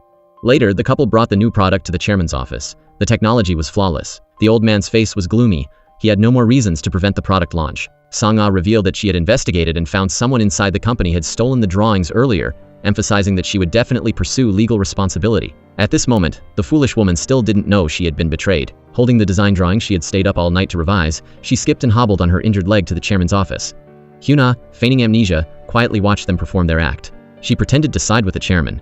Before the matter was even settled, Se-na hurriedly tried to claim credit. "Just give me one more chance, and I will be loyal to the chairman for life." The cunning old fox went along with it. "There is indeed something I need you to do." Se-na finally realized the chairman wanted to make her the scapegoat. She jumped up in anger, then pointed her finger at Hyuna, claiming this woman had instigated her to do it. At the critical moment, Gunwoo also advised her to obey the chairman's words, promising to bail her out soon. Backed into a corner, Se-na had to compromise. The police arrested her on charges of leaking company secrets. Seeing Song-ah, Se-na still claimed she didn't regret what she had done.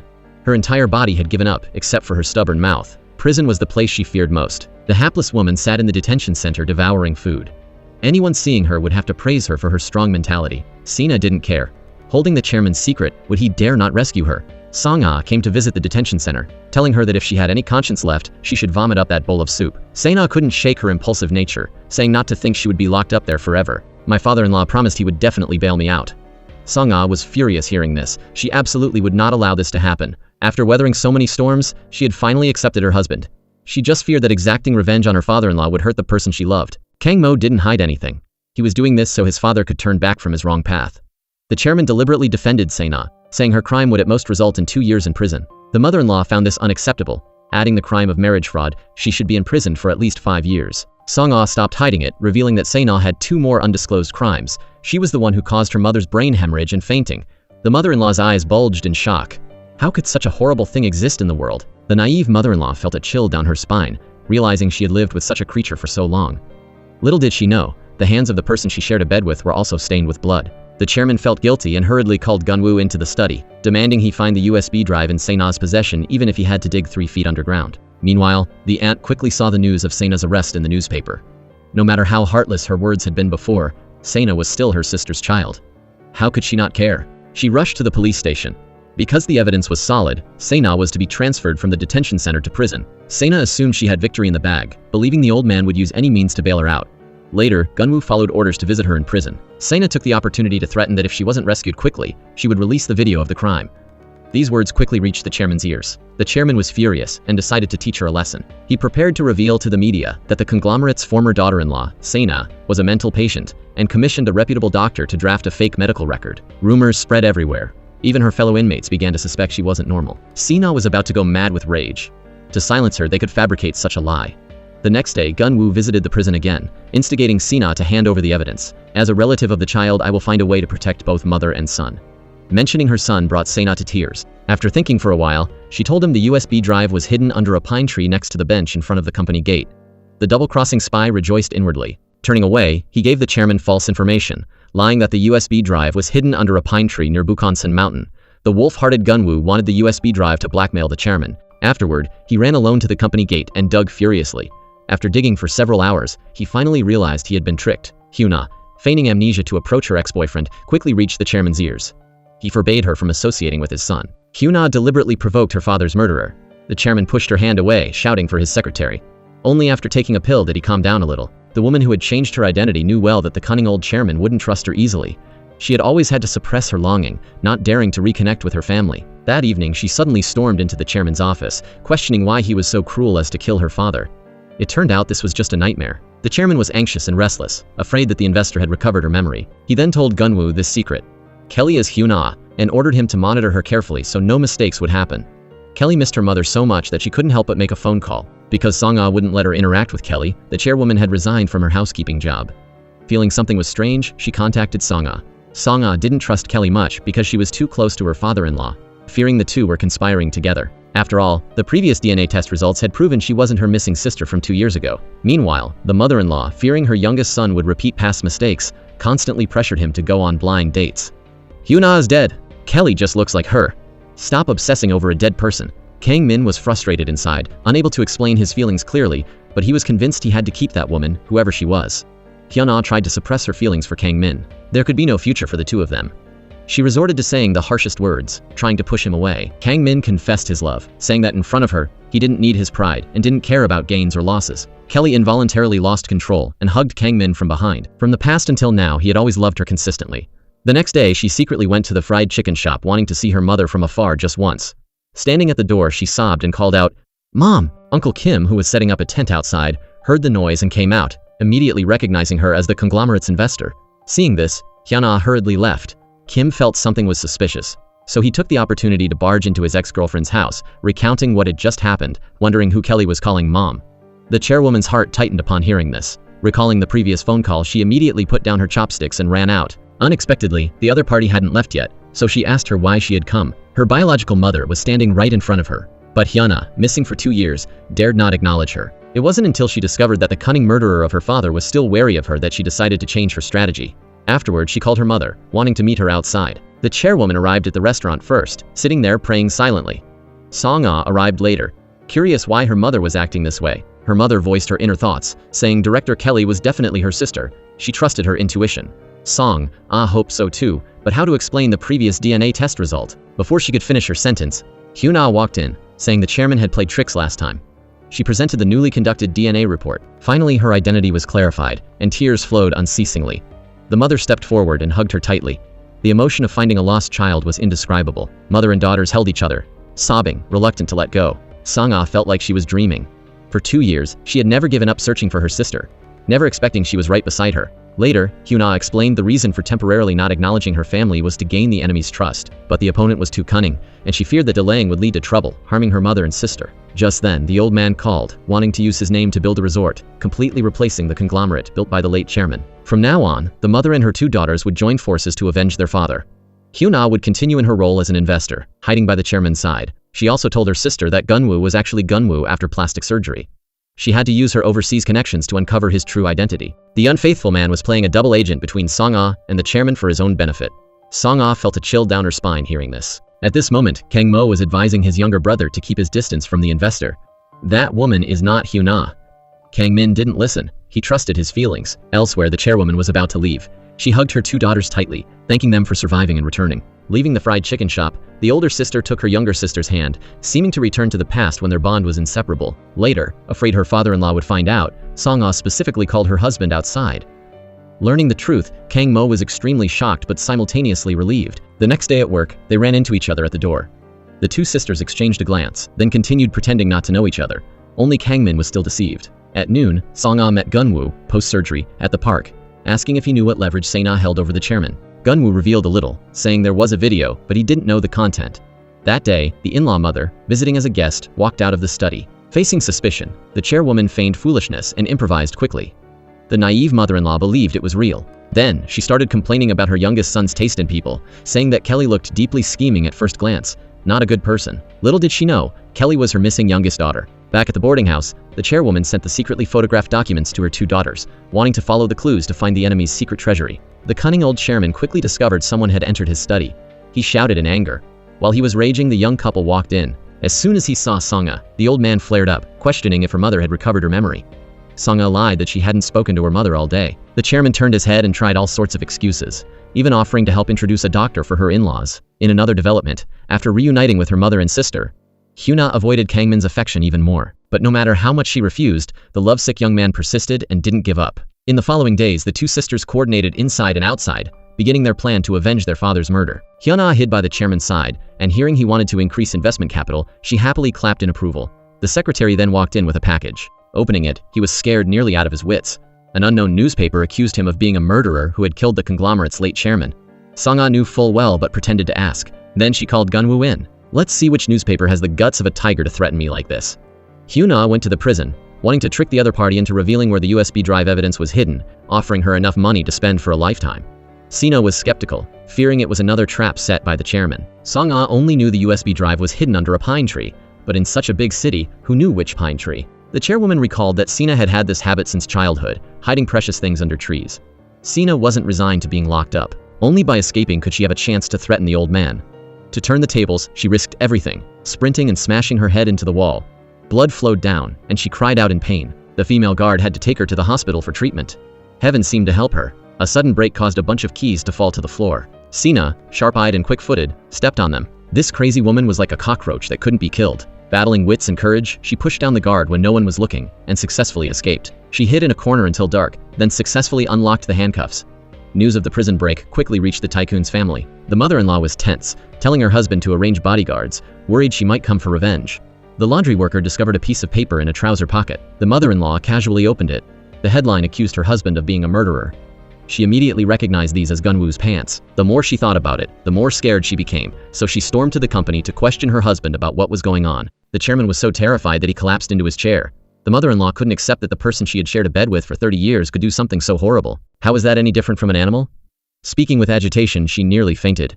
The chairman was confused, not understanding how his wife received this. Learning the source, he began trying to comfort his wife, lying that it was a rumor fabricated by a rival company. The late chairman was my good brother. I would absolutely never repay kindness with enmity. In the mother-in-law's heart, her husband had always been a loving husband and father. After sending his wife away, he immediately called Gunwoo, ordering him to get back to the company at once. At this time, the two sisters were speculating where Se-na would hide the USB drive evidence. Recalling Se-na's childhood habit, the more dangerous the place, the safer it seemed. Song-ah suddenly remembered there was a pine tree in the backyard of her father-in-law's house. She grabbed a shovel and decided to try her luck. Unexpectedly, the USB drive evidence was indeed buried there. Se-na, having just successfully escaped prison, arrived just in time to see this scene. She rushed forward in agitation. Song-ah's mother grabbed Se-na from behind, determined not to let this evidence fall into her hands again. Se-na wanted to blackmail them for money and then take her son to live in America. She begged the mother and daughter to spare her. While they were arguing, the mother-in-law returned. She stopped, curious about what Se-na was screaming about. Se-na felt wronged. Father-in-law is 1,000 times more evil than me, yet isn't he living well? The mother-in-law's eyes bulged in shock. She agitatedly stepped forward, telling them not to slander her husband. Seeing this, Se-na seized the opportunity to run away. If the police caught her again, she was truly done for. Facing her in-laws' attempts to hold her back, Song-ah's mother couldn't suppress it any longer. She admitted her husband's death was linked to the chairman. The mother-in-law didn't want to believe it. "You're so foolish. You must be remembering wrong." With no other choice, the mother and daughter plugged in the USB drive, letting her witness with her own eyes what kind of person the husband she respected truly was. In the video, Song-ah's mother, suffering from a brain hemorrhage and unclear consciousness, was warned by the chairman that it was best to leave silently. Under the immense shock, the mother-in-law fainted. At this moment, the chairman was questioning Gunwoo. "Why was this damn thing in your pocket?" Gunwoo claimed he was framed, insisting someone must want to harm him, as he had no reason to do such a thing. He guessed it was very likely Song-ah's doing. Thinking it over carefully, the chairman was terrified. Could it be that Kang Mo had told Song-ah all the bad things he had done? The more the chairman spoke, the more hateful he became, threatening to cut ties with Kang Mo and using this opportunity to kick the couple out of the company. The family doctor arrived at the house to give the mother-in-law an injection. Song-ah told her mother to leave first and handed the USB drive to her for safekeeping. They had to bring down the father-in-law first, find the secret treasury, reclaim all assets, and then hand over this crucial evidence to the police. Shortly after, the father and his two sons returned home together. The husband she had lived with for 30 years was a murderer. The mother-in-law felt like the sky was falling. His secret exposed, the chairman suspected Song-ah had spilled the beans, and he started shouting and making a scene. His wife heard this and became even angrier. "What face do you have to blame Song-ah?" The chairman showed no remorse, claiming he didn't intend to harm Song-ah's father years ago, but the other party kept clinging to his mistakes and insisted on exposing him, so it was self-defense. Song-ah, tears in her eyes, begged her father-in-law to stop insulting her father. The mother-in-law also defended her daughter-in-law, glaring and telling her husband to shut his mouth.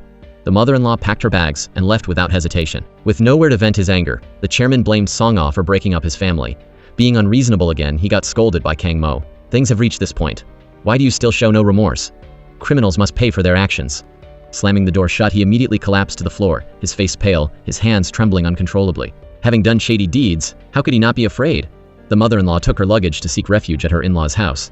She felt uneasy and dared not stay in a hotel alone. She grabbed Song-ah's mother's hand, tearfully apologizing. Having known each other for so many years and being as close as sisters, she had never understood why the other party had suddenly become cold towards her. Song-ah's mother didn't hate her. She knew the chairwoman had a simple nature and a kind heart. The person who truly owed an apology was the chairman. The double-crossing Gunwoo continued to probe Song-ah for news, wanting inside information about the new product.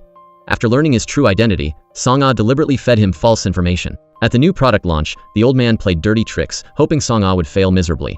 Unexpectedly, the designer he had secretly kidnapped turned out to be a fake. The real head designer arrived at the venue on time as scheduled. The chairman thought his eyes were playing tricks on him.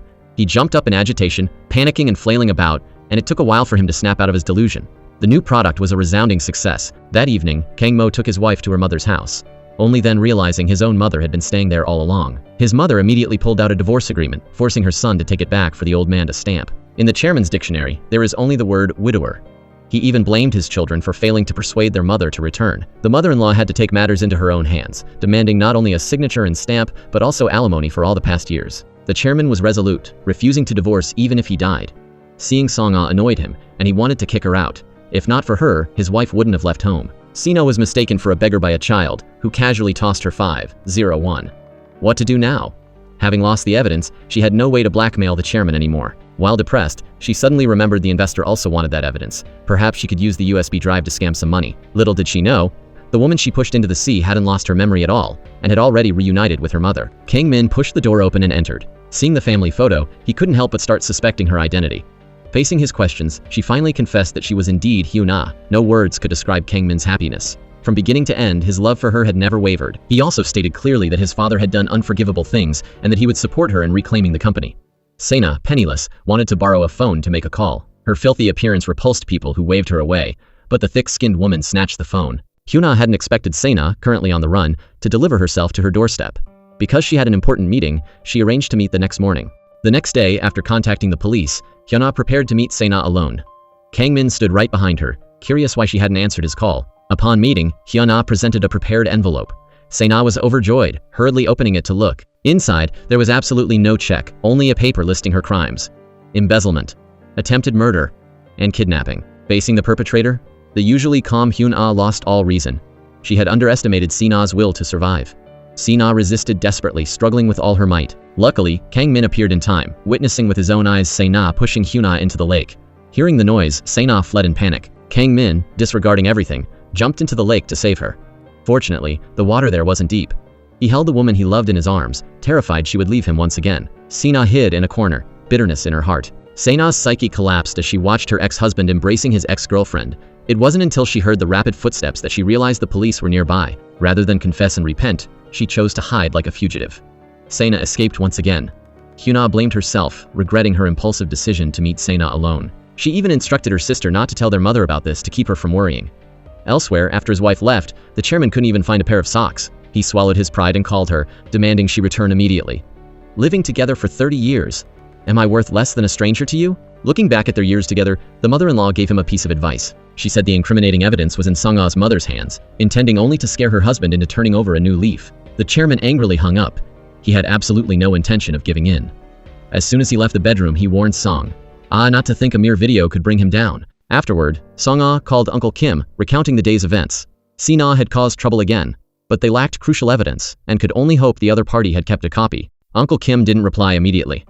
Kang Min was in exceptionally high spirits, just like in the old days, bringing coffee to Hyuna every day. Back then, she was like an ice princess. This feeling was like a dream. In short, thank you for coming back.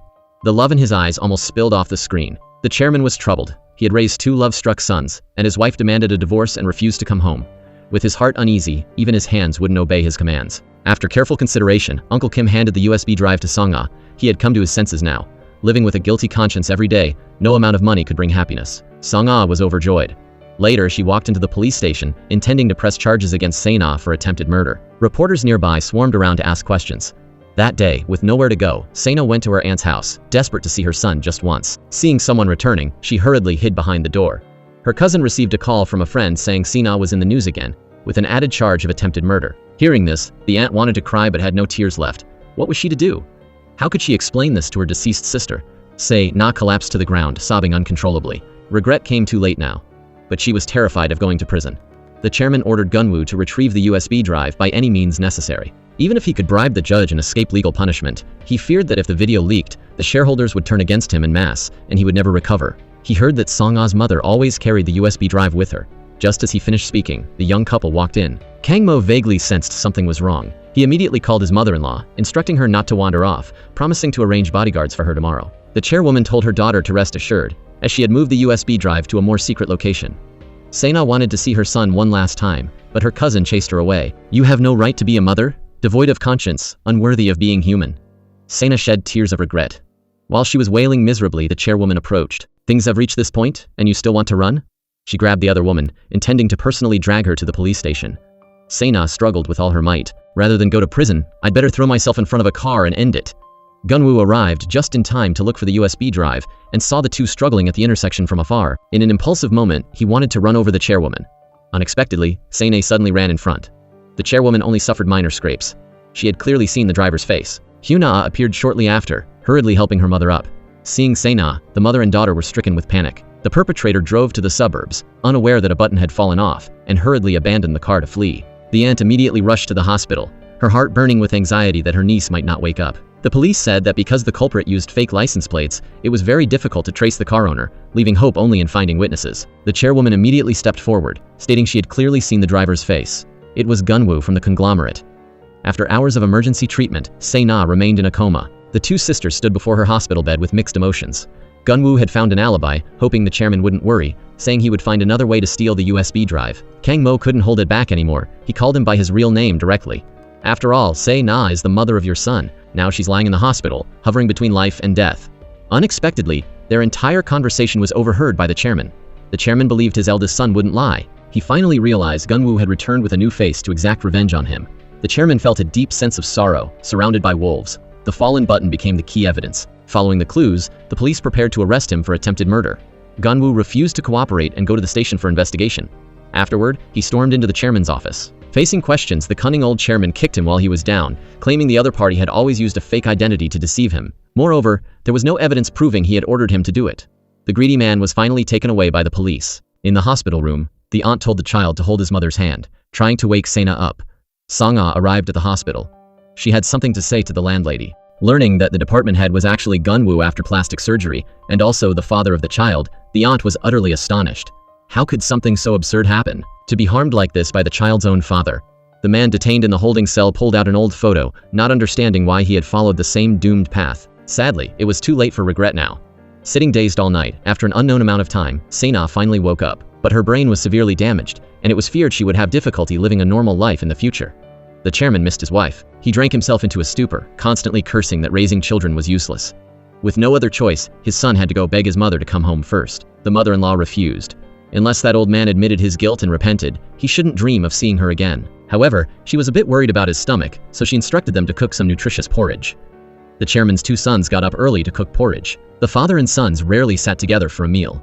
The chairman lamented that family harmony was more important than anything. The chairwoman convened the company elders, preparing to completely bring down her husband's murderer at this week's shareholders meeting. Kang Mo wanted to give his father one last chance, advising him to voluntarily confess to the law.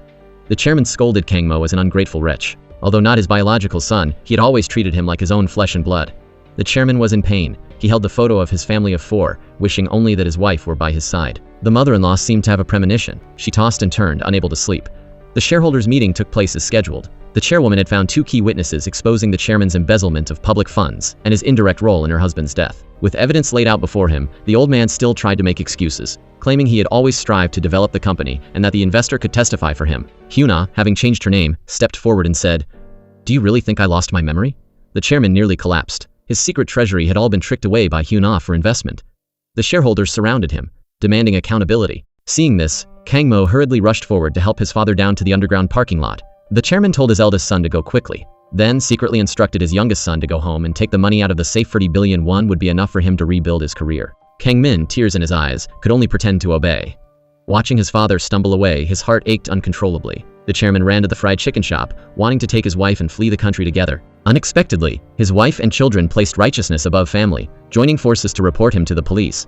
The chairman felt his life was a total failure, betrayed by those closest to him in alliance. Shedding tears, the chairman asked his wife if she would truly wait for him. Kang Mo stepped forward and hugged his father. The chairman regretted not embracing him sooner. In his heart, he knew well that Kang Mo was an upright child. Elsewhere, Se-na, who had committed so many evil deeds, finally woke up. But because her laryngeal nerve was damaged, she might never be able to speak again in this lifetime. Se-na's heart felt strangely peaceful. She just couldn't bear to leave her son. Her aunt instructed her to definitely turn over a new leaf and rebuild her life. Se-na picked up a pen and wrote on a piece of paper. Later, Kang Mo went to the police station to visit his father. The chairman hobbled out with a limp.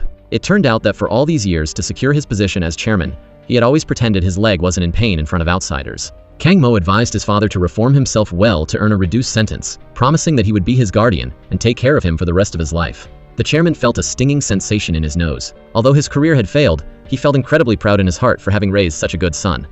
Kang Mo couldn't hold back his tears. Visiting time was over. He called out after his father. The entire family had finally united to reclaim the conglomerate. Song-ah's mother stood before everyone to give a speech, declaring she would carry on her husband's dream, focusing on developing high-quality water purifiers, and becoming a conscientious and upright entrepreneur. Kang Min had no interest in the company, and decided to throw himself into the fried chicken business. The kind-hearted landlady received the greatest reward, accidentally gaining a tycoon son-in-law. Rumor has it he even plans to open dozens of chain stores.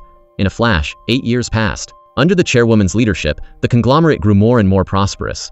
The two sisters became even closer, and now they had become sisters-in-law. Over the weekend, the whole family went on a vacation to the suburbs together. The chairwoman sat on a bench, her heart filled with emotion. She was glad she hadn't backed down and had secured justice for her wrongfully deceased husband. Her grandson and granddaughter suddenly ran over, pestering her to play a game with them. After being released from prison, the former chairman and his wife retired to the countryside. Every day, the chairman repented before the photo of his late brother, vowing to use the rest of his life to atone for his sins.